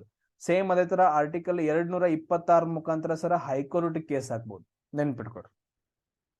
ಸೊ ಅದಾದ ನಂತರ ಓಕೆ, ಈ ತರ ಏನಂತಂದ ಹೇಳಿದ್ರೆ ಹೇಳ್ಬಿಟ್ಟು ಏನ್ ಮಾಡ್ಬೇಕು, ಅರೆಸ್ಟ್ ಮಾಡ್ಬೇಕು. ಬಟ್ ಆದ್ರೆ ಇಲ್ಲಿ ಏನಾಗತ್ತೆ, ರೌಲತ್ ಕಾಯ್ದೆ ಮುಖಾಂತರ ಹೇಳಂಗಿಲ್ಲ, ಸುಮ್ನೆ ಬಂದೇನಂತಂದ ಹೇಳಿದ್ರೆ ಅರೆಸ್ಟ್ ಮಾಡ್ತಿರ್ತಾರ. ಸೊ ಅದೇನಂತಂದ ಹೇಳಿದ್ರೆ ರೌಲತ್ ಕಾಯ್ದೆ ಒಳಗಡೆ ಬರುತ್ತೆ, ನೆನ್ಪಿಟ್ಕೊಡ್. ಆಮೇಲೆ ನೆಕ್ಸ್ಟ್ ನೋಡ್ರಿ, ಜಲಿಯನ್ ವಾಲಾಬಾಗ್ ಹತ್ಯಾಕಾಂಡ ಆಗತ್ತ. 1919ರಲ್ಲಿ ಜಲಿಯನ್ ವಾಲಾಬಾಗ್ ಹತ್ಯಾಕಾಂಡ ಆಗತ್ತ. ಹಲವಾರು ಜನರನ್ನ ಏನ್ ಮಾಡ್ತಾರ ಅಂತಂದ ಹೇಳಿದ್ರೆ ಕೊಂದೋಗಿತಾರ. ಯಾರು? ಜನರಲ್ ಡಯರ್ ಅಂತಂದ ಹೇಳಿ. ಸೊ ಇವನೇನ್ ಮಾಡ್ತಾನ ಅಂತಂದ ಹೇಳಿದ್ರೆ ಓಪನ್ ಫೈರ್ ಆರ್ಡರ್ ಕೊಟ್ಬಿಡ್ತಾನ. ಸೊ ಬ್ರಿಟಿಷರ್ ಏನ್ ಮಾಡ್ತಾರ ಅಂತಂದ ಹೇಳಿದ್ರೆ ಗುಂಡಿಕ್ಕಿ ಹಲವಾರು ಜನರನ್ನ ಕೊಂದ್ಬಿಡ್ತಾರ. ಜಲಿಯನ್ ವಾಲಾಬಾಗ್ ಹತ್ಯಾಕಾಂಡ ಅಂತಂದ ಹೇಳ್ತೀವಿ. 1919 ಏಪ್ರಿಲ್ 13ನೇ ತಾರೀಕಿನಂತಂದ ಹೇಳಿದ್ರೆ ನಡೆಯುತ್ತ ಪಂಜಾಬ್ ಒಳಗಡೆ. ಸೊ ಅದಾದ ನಂತರ ನೆಕ್ಸ್ಟ್ ನೋಡ್ರಿ, ಮತ್ತೆ ಏನಂತಂದ ಹೇಳಿದ್ರೆ 2 ಚಳವಳಿಗಳು ಸ್ಟಾರ್ಟ್ ಆಗ್ತಾವ. ಅದೇ ಟೈಮಲ್ಲಿ ಅಸಹಕಾರ ಚಳವಳಿ ಅಂತ ಸ್ಟಾರ್ಟ್ ಆಗತ್ತ. ಇದನ್ನ ಯಾರು ಸ್ಟಾರ್ಟ್ ಮಾಡ್ತಾರ? ಆಮೇಲೆ ಇನ್ನೊಂದು ಖಿಲಾಫತ್ ಚಳವಳಿ ಅಂತ ಸ್ಟಾರ್ಟ್ ಆಗತ್ತೆ. ಖಿಲಾಫತ್ ಚಳವಳಿ ಅಂತಂದ ಹೇಳಿ 2 ಚಳವಳಿಗಳು, ಒಂದು ಅಸಹಕಾರ ಚಳವಳಿ, ಇನ್ನೊಂದು ಖಿಲಾಫತ್ ಚಳವಳಿ ಅಂತಂದ ಹೇಳಿ ಸ್ಟಾರ್ಟ್ ಆಗುತ್ತಾರ. ಅಸಹಕಾರ ಚಳವಳಿಯನ್ನ ಗಾಂಧೀಜಿಯವರು ಸ್ಟಾರ್ಟ್ ಮಾಡ್ತಾರ. ಬಟ್ ಆದ್ರೆ ಖಿಲಾಫತ್ ಚಳವಳಿಯನ್ನ ಯಾರು ಸ್ಟಾರ್ಟ್ ಮಾಡ್ತಾರ ಅಂತಂದೇಳಿ ನೀವು ನೋಡ್ಬೇಕು. ಆಮೇಲೆ ನೆಕ್ಸ್ಟ್ ನೋಡ್ರಿ, ಲಾರ್ಡ್ ರೀಡಿಂಗ್ ಅಂತ ಬರ್ತಾನ. ಇವನ್ ಟೈಮಲ್ಲಿ ಏನೇನಾಗತ್ತಪ್ಪ ಅಂತಂದ ಹೇಳಿದ್ರೆ ಅಸಹಕಾರ ಚಳವಳಿ ಆಗಿತ್ತ. ಇದನ್ನ ಏನ್ ಮಾಡ್ತಾರ ಅಂದ್ರೆ 1922ರಲ್ಲಿ ಈ ಚಳವಳಿಯನ್ನ ಸ್ಟಾಪ್ ಮಾಡ್ತಾನ ಗಾಂಧೀಜಿ. ಯಾಕೆ ಸ್ಟಾಪ್ ಮಾಡ್ತಾರ ಅಂತಂದ ಹೇಳಿದ್ರೆ ಚೌರಿ ಚೌರ ಘಟನೆ ನಡೆಯುತ್ತ. ಸೊ ಉತ್ತರ ಪ್ರದೇಶದ ಏನಂತಂದ ಹೇಳಿದ್ರೆ ಒಂದು ಹಳ್ಳಿ ಒಳಗಡೆ, ಚೌರಿ ಚೌರ ಅನ್ನೋ ಒಂದು ಹಳ್ಳಿ ಒಳಗಡೆ ಏನ್ ಮಾಡ್ತಾರ ಅಂದ್ರೆ, ಸೊ ಕ್ರಾಂತಿಕಾರಿಗಳು ಯಾರ್ಯಾರು ಭಗತ್ ಸಿಂಗ್ ಅವರು ಇವ್ರು ಬರ್ತಾರ ನೋಡ್ರಿ. ಕ್ರಾಂತಿಕಾರಿಗಳು ಏನ್ ಮಾಡ್ತಾರ ಅಂತಂದ ಹೇಳಿದ್ರೆ ಚೌರಿ ಚೌರ ಒಂದು ಪೊಲೀಸ್ ಸ್ಟೇಷನ್ ಮೇಲೆ ದಾಳಿ ಮಾಡಿ ಬಾಂಬ್ ಹಾಕಿ ಅಲ್ಲಿರೋ ಬ್ರಿಟಿಷ್ ಅಧಿಕಾರಿಗಳನ್ನ ಹಿಂಸಾತ್ಮಕವಾಗಿ ಕೊಂದ್ ಹಾಕ್ತಾರ. ಅದಕ್ಕೋಸ್ಕರ ನೀವು ಹಿಂಸೆಗಳನ್ನ ಮಾಡಕತ್ತೀರಿ, ನಾ ನಿಮ್ಗ ಸಪೋರ್ಟ್ ಮಾಡಂಗಿಲ್ಲ ಅಂತಂದ ಹೇಳಿ ಗಾಂಧೀಜಿಯವ್ರು ಏನ್ ಮಾಡ್ತಾರ ಅಂದ್ರೆ ಅಸಹಕಾರ ಚಳವಳಿಯನ್ನ ಹಿಂತಗೊಂತಾರ. ಇದು ತುಂಬಾ ಇಂಪಾರ್ಟೆಂಟ್ ಆಗತ್ತೆ ಕ್ವಶನ್. ಸೊ ಅದೇ ಹೇಳಿದೆ ನೋಡಿ, ನಾನ್ ಕೋಆಪರೇಷನ್ ಮೂವ್ಮೆಂಟ್ ಅಂತಂದ ಹೇಳಿದ್ರೆ ವಿತ್ ಡ್ರಾ ಆಗತ್ತ. ಅದೇ ಟೈಮಲ್ಲಿ ಏನ್ ಮಾಡ್ತಾರ ಅಂತಂದ ಹೇಳಿದ್ರೆ ಸ್ವರಾಜ್ ಪಕ್ಷವನ್ನ ಸ್ಥಾಪನೆ ಮಾಡ್ತಾರ. 1922ರಲ್ಲಿ ಸ್ವರಾಜ್ ಪಕ್ಷವನ್ನ ಸ್ಥಾಪನೆ ಮಾಡ್ತಾರ. ಯಾರಪ್ಪ ಅಂತಂದ ಹೇಳಿದ್ರೆ ಮೋತಿಲಾಲ್ ನೆಹರು ಅವರು. ಯಾರು? ಜವಾಹರ್ಲಾಲ್ ನೆಹರು ಅವರ ಅಪ್ಪ ಮೋತಿಲಾಲ್ ನೆಹರು ಅವರು ಸ್ವರಾಜ್ ಪಕ್ಷವನ್ನ ಸ್ಥಾಪನೆ ಮಾಡ್ತಾರ. ಅವ್ರ ಜೊತೆಗೆ ಇನ್ನೊಬ್ರು ಇರ್ತಾರ ಸ್ವರಾಜ್ ಪಕ್ಷವನ್ನ ಸ್ಥಾಪನೆ ಮಾಡಕ. ಸೊ ಅದು ಯಾವ್ದಂತ ನೋಡ್ರಿ. ಆಮೇಲೆ ನೆಕ್ಸ್ಟ್ ಇನ್ನೊಂದ್ ಮಾಡ್ತಾರ, ಕಾಕೋರಿ, ತುಂಬಾ ಇಂಪಾರ್ಟೆಂಟ್, ಕಾಕೋರಿ ರೈಲು ದುರಂತ ಅಂತಂದ ಹೇಳ್ತೀವಿ. ರೈಲು ರಾಬರಿ ಅಂತಂದ್ ಹೇಳ್ತೀವಿ, ರೈಲು ಕಳ್ಳತನ ಅಥವಾ ಏನಾದ್ರು ಬರ್ಕೊಡ್ರಿ, ರೈಲು ದುರಂತ ಅಥವಾ ಕಾಕೋರಿ ರೈಲು ದುರಂತ ಅಥವಾ ಕಾಕೋರಿ ರೈಲು ರಾಬರಿ ಅಂತಂದ್ ಹೇಳ್ತೀವಿ. 1925 ನಡೆಯುತ್ತಾ. ಇದನ್ನ ಯಾರು ಮಾಡ್ತಾರ ಅಂತಂದ್ ಹೇಳಿದ್ರೆ ಕ್ರಾಂತಿಕಾರಿಗಳು ಮಾಡ್ತಾರ. ಏನಾಗ್ತಾ ರೈತಾ, ದುಡ್ಡು ಆಮೇಲೆ ವೆಪನ್ಸ್ ಗಳು ಎಲ್ಲ ಏನಂತಂದ ಹೇಳಿದ್ರೆ ಕಾಕೋರಿ ಒಂದು ಊರ್ ಮೇಲೆ ಟ್ರೈನ್ ಹಾದು ಹೋಗ್ತಾ ಇರತ್ತೆ ಬ್ರಿಟಿಷರ್ದು, ಅದನ್ನ ದರೋಡೆ ಮಾಡ್ತಾರ. ಸೊ ಅದನ್ನ ಏನಂತಂದ ಹೇಳಿದ್ರೆ ದರೋಡೆ ಮಾಡಿ ಎಲ್ಲಾನು ನಾಶ ಮಾಡ್ತಾರ ಕ್ರಾಂತಿಕಾರಿಗಳು. ಕಾಕೋರಿ ಟ್ರೈನ್ ಇದು ಅಂತಂದ್ ಹೇಳ್ತೀವಿ, ರಾಬರಿ ಅಂತಂದ್ ಹೇಳ್ತೀವಿ 1925. ಆಮೇಲೆ ನೆಕ್ಸ್ಟ್ ಯಾರು ಬರ್ತಾರ ಅಂದ್ರೆ ಲಾರ್ಡ್ ಇರ್ವಿನ್ ಅಂತಂದ್ ಹೇಳ್ಬಿಟ್ಟು ವೈಸ್ ರಾಯ್ ಬರ್ತಾನ. ಇವನ್ ಟೈಮಲ್ಲಿ ಏನಂತಂದ್ ಹೇಳಿದ್ರೆ ಸೈಮನ್ ಕಮಿಷನ್ ಅಂತ ಬರುತ್ತೆ. ಏನಿದು ಸೈಮನ್ ಕಮಿಷನ್? ಸಿಂಪಲ್ ಆಗಿ ಹೇಳ್ತೀನಿ ನೋಡ್ರಿ. 1919 ಏನಂತಂದ್ರೆ 1919 ಆಕ್ಟ್ ರಲ್ಲಿ ಹಲವಾರು ಕಾನೂನುಗಳು ಬರ್ತಾವ. ಅದ್ರ ಬಗ್ಗೆ ಡಿಸ್ಕಷನ್ ನೆಕ್ಸ್ಟ್ ಮಾಡೋಣ, ಓದ್ಕೊಳ್ರಿ. ಕಾನೂನುಗಳು ಬರ್ತಾವ. ಈ ಎಲ್ಲವನ್ನ ಏನಂತಂದ ಹೇಳಿದ್ರೆ ನಮ್ಮ ಭಾರತ ದೇಶದಲ್ಲಿ ಜಾರಿಗೆ ತಗೊಂಡ್ ಬರ್ಬೇಕು. ಸೊ ಜಾರಿಗೆ ಇವೆಲ್ಲ ಬಂದಿದಾವೋ ಇಲ್ಲೋ ಅಂತಂದ ಹೇಳಿ ಚೆಕ್ ಮಾಡಕ 1927 ಒಂದು ಕಮಿಷನ್ ಬರುತ್ತಾ. ನಾವು ಅದನ್ನ ಸೈಮನ್ ಕಮಿಷನ್ ಅಂತ ಮಾಡ್ತೀವಿ. ಇದೇ ಟೈಮ್ ಅಲ್ಲಿ ಸೊ ಅದಕ್ಕೊಂದು ಡೊಮಿನಿಯನ್ ಸ್ಟೇಟಸ್ ಬೇಕು, ಅದು ಇದು ಅಂತಂದ್ರೆ ಹಲವಾರು ಡಿಸ್ಕಷನ್ಗಳ ಆಗ್ತಿರ್ತಾವ. ಜಸ್ಟ್ ಅದನ್ನ ನೆನ್ಪಿಟ್ಕೊಡ್ರಿ. ಆಮೇಲೆ ನೆಕ್ಸ್ಟ್ ನೋಡ್ರಿ, ಇಂಡಿಯನ್ ಸ್ಟೇಟ್ ಇದು ಬೇಡ, ಅಷ್ಟೊಂದೇನು ಇಂಪಾರ್ಟೆಂಟ್ ಇಲ್ಲ. ಆಮೇಲೆ ನೆಹರು ರಿಪೋರ್ಟ್ ಅಂತಂದ್ ಬರುತ್ತಾ. ಸೊ ಅದ್ರ ಬಗ್ಗೆ ನೋಡ್ರಿ, ನೆಹರು ರಿಪೋರ್ಟ್ ಯಾವಾಗ ಬರುತ್ತಂದ್ರೆ 1928 ಬರುತ್ತಾ. ಆಮೇಲೆ ನೆಕ್ಸ್ಟ್ ದೀಪಾವಳಿ ಡಿಕ್ಲರೇಷನ್ ಅಂತಂದ್ ಬರುತ್ತೆ 1929. ಅಂದ್ರೆ ನಮ್ಮ ಭಾರತ ದೇಶ ಅವರನ್ನ ಮನವೊಲಿಸಾಕ ಏನ್ ಮಾಡ್ತಾರ ಅಂದ್ರೆ ಈ ತರ ಡಿಕ್ಲರೇಷನ್ಸ್ ಗಳು ಅವು ಇವು ಮಾಡ್ತಾರ. ಆಮೇಲೆ ನೆಕ್ಸ್ಟ್ ನೋಡ್ರಿ, ಲಾಹೋರ್ ಅಧಿವೇಶನ ನಡೆಯುತ್ತಾ. ಲಾಹೋರ್ ಅಧಿವೇಶನ, ಈ ಲಾಹೋರ್ ಅಧಿವೇಶನದ ಅಧ್ಯಕ್ಷರ ಯಾರಾಗಿರ್ತಾರ ಅಂತಂದ್ ಹೇಳಿದ್ರೆ ಜವಾಹರ್ಲಾಲ್ ನೆಹರು ಅವರು ಅಧ್ಯಕ್ಷರಾಗಿರ್ತಾರ. ಸೊ ಇದ್ರಲ್ಲೇ ಏನ್ ಮಾಡ್ತಾರ ಅಂತಂದ್ ಹೇಳಿದ್ರೆ ಪೂರ್ಣ ಸ್ವರಾಜ್ ಅಂತಂದ್ ಹೇಳ್ಬಿಟ್ಟು ಘೋಷಣೆ ಮಾಡ್ತಾರ. ಸಂಪೂರ್ಣ ಸ್ವರಾಜ್, ಪೂರ್ಣ ಸ್ವರಾಜ್ ಅಂತಂದ್ ಹೇಳಿ ಘೋಷಣೆ ಮಾಡ್ತಾರ. ಆಮೇಲೆ ನೆಕ್ಸ್ಟ್ ನೋಡ್ರಿ, ಮಹಾತ್ಮ ಗಾಂಧೀಜಿ ಅವರು 1930 ದಂಡಿ ಸತ್ಯಾಗ್ರಹವನ್ನ ಸ್ಟಾರ್ಟ್ ಮಾಡ್ತಾರ. ಏನ್ ಸ್ಟಾರ್ಟ್ ಮಾಡ್ತಾರ? ದಂಡಿ ಸತ್ಯಾಗ್ರಹವನ್ನ ಸ್ಟಾರ್ಟ್ ಮಾಡ್ತಾರ. ಆಮೇಲೆ ಇನ್ನೊಂದು ಕಾನೂನು ಭಂಗ ಚಳವಳಿನು ಅಂತಂದ್ ಹೇಳ್ತೀವಿ. ಕಾನೂನು ಭಂಗ ಚಳವಳಿಯನ್ನು ಕೂಡ ಸ್ಟಾರ್ಟ್ ಆಗಿದೆ. ದಂಡಿ ಸತ್ಯಾಗ್ರಹ ಮತ್ತು ಕಾನೂನು ಭಂಗ ಚಳವಳಿ, ಸಿವಿಲ್ ಡಿಸ್ಒಬಿಡಿಯನ್ಸ್ ಮೂವ್ಮೆಂಟ್ ಅಂತ ಹೇಳ್ತೀವಿ. 1930 ಗಾಂಧೀಜಿ ಅವರು ಸ್ಟಾರ್ಟ್ ಮಾಡ್ತಾರ. ಆಮೇಲೆ ನೆಕ್ಸ್ಟ್ ಗಾಂಧಿ ಮತ್ತು ಇರ್ವಿನ್ ಒಪ್ಪಂದ ಅಂತ ಬರುತ್ತಾ 1931 ದುಂಡು ಮೇಜಿನ ಸಮ್ಮೇಳನಗಳು ನಡೀತಾ ಇರ್ತಾವ. ಆ ಟೈಮಲ್ಲಿ ಗಾಂಧಿ ಇರ್ವಿನ್ ಒಪ್ಪಂದ ಆಗತ್ತ 1931. ಸೊ ಇಷ್ಟು ಪಾಯಿಂಟ್ಸ್ ಗಳನ್ನ ನೀವೇನಂತಂದ್ ಹೇಳಿದ್ರೆ ಅದರಲ್ಲಿ ನೆನ್ಪಿಟ್ಕೋಬೇಕು. ಆಮೇಲೆ ನೆಕ್ಸ್ಟ್ ನೋಡ್ರಿ, ಲಾರ್ಡ್ ವೆಲ್ಲಿಂಗ್ಟನ್ ಅಂತಂದ್ ಬರ್ತಾನ. ಇವಂದ್ರಲ್ಲಿ ಏನಪ್ಪಾ ಅಂತಂದ್ ಹೇಳಿದ್ರೆ ಫಸ್ಟ್ ದುಂಡು ಮೇಜಿನ ಸಮ್ಮೇಳನ ಲಾರ್ಡ್ ಇರ್ವಿನ್ ಇದ್ದಾಗ ನಡೆಯುತ್ತ. ಅದಾದ ನಂತರ ಸೆಕೆಂಡ್ ಮತ್ತು ಎರಡು ಮತ್ತು ಮೂರನೇ ದುಂಡು ಮೇಜಿನ ಸಮ್ಮೇಳನಗಳು ಇವನ್ ಟೈಮಲ್ಲಿ ನಡೆಯುತ್ತ. ಆಮೇಲೆ ನೆಕ್ಸ್ಟ್ ನೋಡ್ರಿ, ಇದೇ ಟೈಮಲ್ಲಿ ಏನಂತಂದ್ ಹೇಳಿದ್ರೆ ಅಂಬೇಡ್ಕರ್ ಅವ್ರ ಏನಂತಂದ್ ಹೇಳಿದ್ರೆ ಪುಣೆ ಏನಂತಂದ್ ಹೇಳಿದ್ರೆ ಎರವಾಡ್ ಜೈಲ್ ಅಂತಂದ್ ಹೇಳ್ತೀವಲ್ಲ, ಎರವಾಡ್ ಜೈಲು. ಸೊ ಆ ಜೈಲು ಒಳಗಡೆ ಇರ್ತಾರ. ಆ ಜೈಲು ಒಳಗಡೆ ಏನಂತಂದ್ ಹೇಳಿದ್ರೆ ಅವರೊಂದು ಚಳುವಳಿಯನ್ನ ಮಾಡ್ತಿರ್ತಾರ ಅಂಬೇಡ್ಕರ್ ಅವರು. ಅವ್ರ ಜೊತೆ ಮೀಟ್ ಆಗಿ ಏನಂತಂದ್ ಹೇಳಿದ್ರೆ ಪೂನಾ ಒಪ್ಪಂದ ಆಗತ್ತ. ಪೂನಾ ಒಪ್ಪಂದ ಯಾರ್ಯಾರ ನಡುವೆ ಪೂನಾ ಒಪ್ಪಂದ ಆಗತ್ತಾ? ಅಂಬೇಡ್ಕರ್ ಮತ್ತು ಗಾಂಧೀಜಿ ಅವರ ನಡುವೆ ಪೂನಾ ಒಪ್ಪಂದ ಆಗುತ್ತೆ. ಇವಾಗ ಏನ್ ರಿಸರ್ವೇಶನ್ ಸಿಸ್ಟಮ್ ಬರುತ್ತಲ್ಲ, ಸೊ ಇವಾಗ ಯಾರು ಜಾತಿ ಬಗ್ಗೆ ಇಲ್ಲಿ ಯಾರು ಮಾತಾಡ್ತಾ ಇಲ್ಲ, ಎಜುಕೇಶನ್ ಅಷ್ಟೇ. ಇವಾಗ್ಲೇ ಹೇಳ್ತಾ ಇದೀನಿ ನಾನು ಎಕ್ಸ್ಪ್ಲನೇಷನ್ ಮಾಡೋಕ್ಕಿಂತ ಮುಂಚೆ. SC ST ಅದಾದ ನಂತರ ಹಿಂದುಳಿದ ವರ್ಗಗಳೇನ್ ಬರ್ತಾವಲ್ಲ, ಸೊ ಅವ್ರಿಗೆ ಏನಂತಂದ್ ಹೇಳಿದ್ರೆ ಮೀಸಲಾತಿಯನ್ನ ಕೊಡಬೇಕು. ಅವರು ಏನಂತಂದ್ ಹೇಳಿದ್ರೆ ಅಭಿವೃದ್ಧಿ ಆಗ್ಬೇಕಂತಂದ್ ಹೇಳಿ ಗಾಂಧೀಜಿ ಮತ್ತು ಏನಂತಂದ್ ಹೇಳಿದ್ರೆ ಅಂಬೇಡ್ಕರ್ ನಡುವೆ ಒಂದು ಒಪ್ಪಂದ ಆಗತ್ತಾ. ಸೊ ಅದನ್ನ ನಾವು ಪೂನಾ ಒಪ್ಪಂದ ಅಂತಂದ್ ಹೇಳ್ತೀವಿ. ಇದು ಒಂದ್ ಕಡೆ ಆದ್ರೆ, ಇನ್ನೊಂದ್ ಏನಂತಂದ್ ಹೇಳಿದ್ರೆ ಚುನಾವಣೆ ಬಗ್ಗೆ ಕೂಡ ಏನಂತಂದ್ ಹೇಳಿದ್ರೆ ಇಲ್ಲಿ ಡಿಸ್ಕಷನ್ ಆಗತ್ತ. ಅದಾದ ನಂತರ 1935 ಭಾರತ ಸರ್ಕಾರ ಕಾಯ್ದೆ ಅಂತಂದ್ ಹೇಳಿ ಒಂದು ಜಾರಿಗೆ ಬರುತ್ತ. ಸೊ ಅದರಲ್ಲಿ ಏನೇನಾಗತ್ತ ಅದನ್ನ ನಾವು ನೆಕ್ಸ್ಟ್ ನೋಡೋಣ. ನೆಕ್ಸ್ಟ್ ನೋಡ್ರಿ, ಲಾರ್ಡ್ ಲಿನ್ ಲಿತ್ಗೋ ಇವನ್ ತುಂಬಾ ಇಂಪಾರ್ಟೆಂಟ್ ಆಗ್ತಾನ. ಲಾರ್ಡ್ ಲಿನ್ ಲಿತ್ಗೋ ಅಂತಂತ ಹೇಳ್ತೀವಿ. ಸೊ ಈ ಟೈಮ್ ಅಲ್ಲಿ ತುಂಬಾ ಇಂಪಾರ್ಟೆಂಟ್, ಎರಡನೇ ವರ್ಲ್ಡ್ ವಾರ್ ನಡೆಯುತ್ತ. ಇವನ್ ಟೈಮಲ್ಲಿ ಏನಂತಂದ ಹೇಳಿದ್ರೆ ಎರಡನೇ ವರ್ಲ್ಡ್ ವಾರ್ 1939 ಸ್ಟಾರ್ಟ್ ಆಗತ್ತ. ಸ್ಟಾರ್ಟ್ ಆಗಿ 1945 ಏನಾಗಂದ್ರೆ ಸ್ಟಾಪ್ ಆಗತ್ತ. ಕಂಟಿನ್ಯೂಸ್ ಆಗಿ ಅಷ್ಟು 6 ವರ್ಷಗಳ ಯುದ್ಧ ನಡೆಯುತ್ತ 1939 1945 ಯಾಕಾಗತ್ತ? ಸೊ ಪೋಲ್ಯಾಂಡ್ ಮೇಲೆ ಏನಂತಂದ ಹೇಳಿದ್ರೆ ಜರ್ಮನಿ ದಾಳಿ ಮಾಡುತ್ತ. ಜರ್ಮನಿ ಒಳಗಡೆ ಹಿಟ್ಲರ್ ಇರ್ತಾನ. ಸೊ ಸರ್ವಾಧಿಕಾರಿ ಅವನ್ ಏನ್ ಮಾಡತ್ತಂದ್ರೆ ಪೋಲ್ಯಾಂಡ್ ಮೇಲೆ ದಾಳಿ ಮಾಡ್ತಾನ. ಅಲ್ಲಿಂದ ಎರಡನೇ ವರ್ಲ್ಡ್ ವಾರ್ ಸ್ಟಾರ್ಟ್ ಆಗತ್ತ, ನೆನ್ಪಿಟ್ಕೊಡ್ರಿ. ಸೊ ಅದಾದ ನಂತರ ನೆಕ್ಸ್ಟ್ ನೋಡ್ರಿ, ಇದ್ರಲ್ಲಿ ತ್ರಿಪುರಿ ಕ್ರೈಸಿಸ್ ಅವು ಇವು ಎಲ್ಲ ಬರ್ತಾವ. ಅಷ್ಟೊಂದು ಏನ್ ಇಂಪಾರ್ಟೆಂಟ್ ಇಲ್ಲ ತ್ರಿಪುರಿ ಕ್ರೈಸಿಸ್ ಅಂತ ಹೇಳಿ. ಬಟ್ ಆದ್ರೆ ಫಾರ್ವರ್ಡ್ ಬ್ಲಾಕ್ ಅಂತಂದ ಹೇಳಿ ಒಂದು ಸಂಘ ಸ್ಥಾಪನೆ ಆಗತ್ತ. ಫಾರ್ವರ್ಡ್ ಬ್ಲಾಕ್ ತುಂಬಾ ಇಂಪಾರ್ಟೆಂಟ್. ಯಾರು ಸ್ಥಾಪನೆ ಮಾಡ್ತಾರ ಫಾರ್ವರ್ಡ್ ಬ್ಲಾಕ್? ತುಂಬಾ ಇಂಪಾರ್ಟೆಂಟ್. ಫಾರ್ವರ್ಡ್ ಬ್ಲಾಕ್ ಯಾರು ಸ್ಥಾಪನೆ ಮಾಡ್ತಾರ ನೋಡ್ರಿ, 1939ರಲ್ಲಿ ಸ್ಥಾಪನೆ ಆಗತ್ತ. ಆಮೇಲೆ ನೆಕ್ಸ್ಟ್ ನೋಡ್ರಿ 1940ರಲ್ಲಿ ಏನಾಗತ್ತ ಅಂತಂದ ಹೇಳಿದ್ರೆ ನಮ್ಗೆ ಸಪ್ರೇಟ್ ಒಂದು ದೇಶ ಬೇಕು ಅಂತಂದ ಹೇಳಿ ಡಿಮ್ಯಾಂಡ್ ಆಗತ್ತ. ಲಾಹೋರ್ ರೆಸೊಲ್ಯೂಷನ್ಸ್ ಅಂತಂದ ಹೇಳ್ತೀವಿ. ಲಾಹೋರ್ ರೆಸೊಲ್ಯೂಷನ್ಸ್ ಅಲ್ಲಿ ಸೊ ನಮ್ಗೆ ಸಪರೇಟ್ ಆಗಿ ಏನಪ್ಪಾ ಅಂತಂದ ಹೇಳಿದ್ರೆ ದೇಶ ಬೇಕು ಅಂತಂದ ಹೇಳಿ ಮುಸ್ಲಿಂ ಏನ್ ಮಾಡ್ತಾರ, ಮುಸ್ಲಿಂ ಸಂಘದವ್ರು ಏನ್ ಮಾಡ್ತಾರ ಅಂದ್ರೆ ಒಂದು ಆಫರ್ ನ ಮಾಡ್ತಾರ. ಆಮೇಲೆ ನೆಕ್ಸ್ಟ್ ನೋಡ್ರಿ ಆಗಸ್ಟ್ ಆಫರ್ ಅಂತ ಬರುತ್ತಾ, ಆಗಸ್ಟ್ ಕೊಡುಗೆ ಅಂತ ಬರುತ್ತಾ 1940ರಲ್ಲಿ. ಇದು ಯಾಕೆ ಬರುತ್ತೆ ಅಂತಂದ ಹೇಳಿದ್ರೆ ನೀವು ಒಂದು ಕಾನೂನನ್ನ ರಚನೆ ಮಾಡ್ಕೊಳ್ರಿ, ಅದಾದ ನಂತರ ಒಂದು ಸಂವಿಧಾನವನ್ನ ರಚನೆ ಮಾಡ್ಕೊಳ್ರಿ, ನಿಮ್ದೊಂದು ಸಿಸ್ಟಮ್ ಇರ್ಲಿ, ಆಮೇಲೆ ನಾವೇನ್ ಮಾಡ್ತೀವಿ ಅಂದ್ರೆ ನಿಮ್ಗೆ ಸ್ವಾತಂತ್ರ್ಯವನ್ನ ಕೊಡ್ತೀವಿ ಅಂತಂದ ಹೇಳಿದ್ರೆ ಬ್ರಿಟಿಷರು ಹಲವಾರು ಏನಂತಂದ ಹೇಳಿದ್ರೆ ಸೊ ಆಫರ್ಸ್ ಗಳನ್ನ ಕೊಡ್ತಾ ಇರ್ತಾರೆ. ಅದರಲ್ಲಿ ಒಂದು ಆಗಸ್ಟ್ ಆಫರ್ ಅಂತಂದ ಹೇಳ್ತೀವಿ. ಆಮೇಲೆ ತುಂಬಾ ಇಂಪಾರ್ಟೆಂಟ್ INA ಸ್ಥಾಪನೆ ಆಗತ್ತ. ಇಂಡಿಯನ್ ನ್ಯಾಷನಲ್ ಆರ್ಮಿ ಏನಂತಂದ ಹೇಳಿದ್ರೆ 1941ರಲ್ಲಿ ಸುಭಾಷ್ ಚಂದ್ರ ಬೋಸ್ ರವ್ರು ಏನ್ ಮಾಡ್ತಾರ ಅಂದ್ರೆ ಸ್ಥಾಪನೆ ಮಾಡ್ತಾರ. ಆಮೇಲೆ ನೆಕ್ಸ್ಟ್ ನೋಡ್ರಿ ಕ್ರಿಪ್ಸ್ ಮಿಷನ್ ಅಂತಂದ್ ಬರುತ್ತಾ 1942ರಲ್ಲಿ. ಆಮೇಲೆ ಅದೇ ಟೈಮ್ ಅಲ್ಲಿ ಏನಂತಂದ ಹೇಳಿದ್ರೆ ಆಗಸ್ಟ್ 8ನೇ ತಾರೀಕ ಆಗಸ್ಟ್ 8ನೇ ತಾರೀಕು 1942ರಲ್ಲಿ ಕ್ವಿಟ್ ಇಂಡಿಯಾ ಚಳವಳಿಯನ್ನ ಯಾರು ಸ್ಟಾರ್ಟ್ ಮಾಡ್ತಾರ ಅಂದ್ರೆ ಮಹಾತ್ಮ ಗಾಂಧೀಜಿ ಅವರು ಸ್ಟಾರ್ಟ್ ಮಾಡ್ತಾರ. ಸೊ ಅದ್ರಲ್ಲಿ ಏನ್ ಮಾಡ್ತಾರ ಅಂತಂದ ಹೇಳಿದ್ರೆ ಘೋಷಣೆಗಳನ್ನ ಕೂಗ್ತಾರ. ಆ ಘೋಷಣೆಗಳು ಯಾವ್ಯಾವ ಅಂತಂದ ಹೇಳಿ ನಂಗ ಮೆಸೇಜ್ ಹಾಕ್ರಿ. ಆಮೇಲೆ ನೆಕ್ಸ್ಟ್ ನೋಡ್ರಿ ಲಾರ್ಡ್ ವೆವೆಲ್ ಅಂತ ಬರ್ತಾನ. ಈ ಟೈಮ್ ಅಲ್ಲಿ ಏನಂತಂದ ಹೇಳಿದ್ರೆ ತುಂಬಾ ಇಂಪಾರ್ಟೆಂಟ್ ಆಗಿರ್ತಾರೆ ಲಾರ್ಡ್ ವೆವೆಲ್. ಸೊ ಇದೇ ಟೈಮ್ ಅಲ್ಲಿ ಏನಂತಂದ ಹೇಳಿದ್ರೆ ಸಿಮ್ಲಾ ಕಾನ್ಫರೆನ್ಸ್ ಆಗತ್ತ. ಸಿಮ್ಲಾ ಕಾನ್ಫರೆನ್ಸ್, ಸಿಮ್ಲಾ ಒಪ್ಪಂದ ಅಥವಾ ಸಿಮ್ಲಾ ಅಧಿವೇಶನ ಆಗತ್ತ. ಇದು ಸ್ವಲ್ಪ ಇಂಪಾರ್ಟೆಂಟ್ ಆಗತ್ತ. ಆಮೇಲೆ ವೆವೆಲ್ ಪ್ಲಾನ್ ಅಂತಂದ್ ಬರುತ್ತ. ಇವೆಲ್ಲ ಏನಂತಂದ ಹೇಳಿದ್ರೆ ನಮ್ಮ ಭಾರತ ದೇಶಕ್ಕೆ ಸ್ವತಂತ್ರವನ್ನ ದೊರಕಿಸಿಕೊಡೋದು, ಆಮೇಲೆ ನೆಕ್ಸ್ಟ್ ಡೊಮಿನಿಯನ್ ಸ್ಟೇಟಸ್ ಅನ್ನ ಕೊಡೋದು, ಅಥವಾ ಇದೊಂದೇನಪ್ಪಾ ಅಂತಂದ್ರೆ ಸಂವಿಧಾನವನ್ನ ರಚನೆ ಮಾಡಕ್ ಅನುಮತಿಯನ್ನ ಕೊಡೋದು ಅಂತಂದ ಹೇಳ್ತೀವಿ. ಸೊ ಅದ್ರ ಬಗ್ಗೆ ಡಿಸ್ಕಷನ್ ಬರ್ತಾವ. ಅದಾದ ನಂತರ ವೆವೆಲ್ ಪ್ಲಾನ್ ಅಲ್ಲಿ ಅದು ಸಕ್ಸಸ್ ಆಗಂಗಿಲ್ಲ. ನೆಕ್ಸ್ಟ್ ಕ್ಯಾಬಿನೆಟ್ ಮಿಷನ್ ಅಂತಂದ್ ಬರುತ್ತೆ. ಕ್ಯಾಬಿನೆಟ್ ಮಿಷನ್ ಅಂತ ಬರುತ್ತಾ 1946ರಲ್ಲಿ. ಇದರಲ್ಲಿ 3 ಜನ ಏನಂತಂದ ಹೇಳಿದ್ರೆ ಸದಸ್ಯರು ಇರ್ತಾರ. ಅದ್ರಲ್ಲಿ ಒಬ್ಬ AV ಅಲೆಕ್ಸಾಂಡರ್, ಸೊ ಇನ್ನೊಬ್ರು ಯಾರು ಅಂತ ನೋಡ್ರಿ.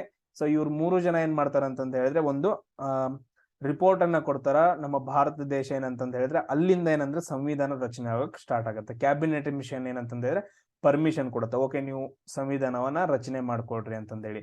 ಆಮೇಲೆ ನೆಕ್ಸ್ಟ್ ನೋಡ್ರಿ 1947ರಲ್ಲಿ ಏನಾಗತ್ತಂದ್ರೆ ಆಗಸ್ಟ್ 15ನೇ ತಾರೀಕ ನಮ್ಗ ಸ್ವಾತಂತ್ರ್ಯ ಸಿಗುತ್ತ. ಅಲ್ಲಿಂದ ಆದ್ಮೇಲೆ ಯಾರು ನಮ್ಗೆ ಇರ್ತಾರ ಅಂತಂದ ಹೇಳಿದ್ರೆ ಅಲ್ಲಿ ಆ ಟೈಮಲ್ಲಿ ಮೌಂಟ್ ಬ್ಯಾಟನ್ ಇರ್ತಾನ. Mountbatten. So viceroy ಯಾರ್ತಾರಪ್ಪ ಅಂತಂದ ಹೇಳಿದ್ರೆ ಮೌಂಟ್ ಬ್ಯಾಟನ್ ಇರ್ತಾನ. ಆಮೇಲೆ ನೆಕ್ಸ್ಟ್ ನೋಡ್ರಿ ರ್ಯಾಡ್ ಕ್ಲಿಪ್ ಅಂತಂದ ಹೇಳಿ ಒಂದು ಕಮಿಷನ್ ಅನ್ನ ನೇಮಕ ಮಾಡ್ತಾನ. ರ್ಯಾಡ್ ಕ್ಲಿಪ್ ಎಲ್ಲಿ ಬರುತ್ತೆ ನೋಡ್ರಿ, ಸೊ ರ್ಯಾಡ್ ಕ್ಲಿಪ್ ರೇಖೆ ಅಂತಂದ ಹೇಳ್ತೇವೆ, ಗಡಿ ರೇಖೆ. ಆಮೇಲೆ ನಮ್ಗೆ ಸ್ವಾತಂತ್ರ್ಯ ಸಿಗುತ್ತಾ. ಸ್ವಾತಂತ್ರ್ಯ ಸಿಕ್ಕ ನಂತರ ಸೊ ಭಾರತದ ಗವರ್ನರ್ ಜನರಲ್ ಆಗಿ ಯಾರು ನೇಮಕ ಮಾಡ್ತಾರ ಅಂತಂದ ಹೇಳಿದ್ರೆ C. ರಾಜಗೋಪಾಲ್ಚಾರಿ. ಯಾರಾಗ್ತಾರ ಅಂತಂದ ಹೇಳಿದ್ರೆ C. ರಾಜಗೋಪಾಲ್ಚಾರಿ ಅವ್ರು ಆಗ್ತಾರ 1950ರೊಳಗಡೆ. ಆಮೇಲೆ ಈ ಸ್ಥಾನವನ್ನ ತೆಗೆದ್ಬಿಟ್ಟೇನಂತಂದ ಹೇಳಿದ್ರೆ ನೆಕ್ಸ್ಟ್ ಏನ್ ಬರುತ್ತ ಕ್ಯಾಬಿನೆಟ್ ಅಂದ್ರೆ ಕ್ಯಾಬಿನೆಟ್ ರಚನೆ ಆಗತ್ತ. ಆಮೇಲೆ ನೆಕ್ಸ್ಟ್ ರಾಷ್ಟ್ರಪತಿ, ಆಮೇಲೆ ಪ್ರಧಾನ ಮಂತ್ರಿ ಅಂತಂದ ಹೇಳಿ ಒಂದು ದೊಡ್ಡ ಸರ್ಕಾರನೇ ನಮ್ಮ ಭಾರತ ದೇಶದಲ್ಲಿ ರಚನೆ ಆಗತ್ತ. ಇಷ್ಟೇನಪ್ಪಾ ಅಂತಂದ ಹೇಳಿದ್ರೆ ಗವರ್ನರ್ಸ್ ಆಗಿರ್ಬೋದು, ಆಮೇಲೆ ವೈಸ್ ರಾಯ್ ಮೇಲೆ ಕ್ವಶನ್ಸ್ ಗಳನ್ನ ಕೇಳ್ತಾನ. ಏನಾದ್ರೂ ಇನ್ನು ಮಿಸ್ ಆಗಿದ್ರೆ ಏನ್ ಮಾಡ್ರಿ ಅಂತಂದ ಹೇಳಿದ್ರೆ ಇನ್ಕ್ಲೂಡ್ ಮಾಡ್ರಿ, ಮೆಸೇಜ್ ಹಾಕ್ರಿ. ಸೊ ನೆಕ್ಸ್ಟ್ ಏನಪ್ಪಾ ಅಂತಂದ ಹೇಳಿದ್ರೆ ನೆಕ್ಸ್ಟ್ GK ಕ್ಲಾಸ್ ಅಲ್ಲಿ ಸಿಗೋಣ. ಜೈ ಶ್ರೀರಾಮ್.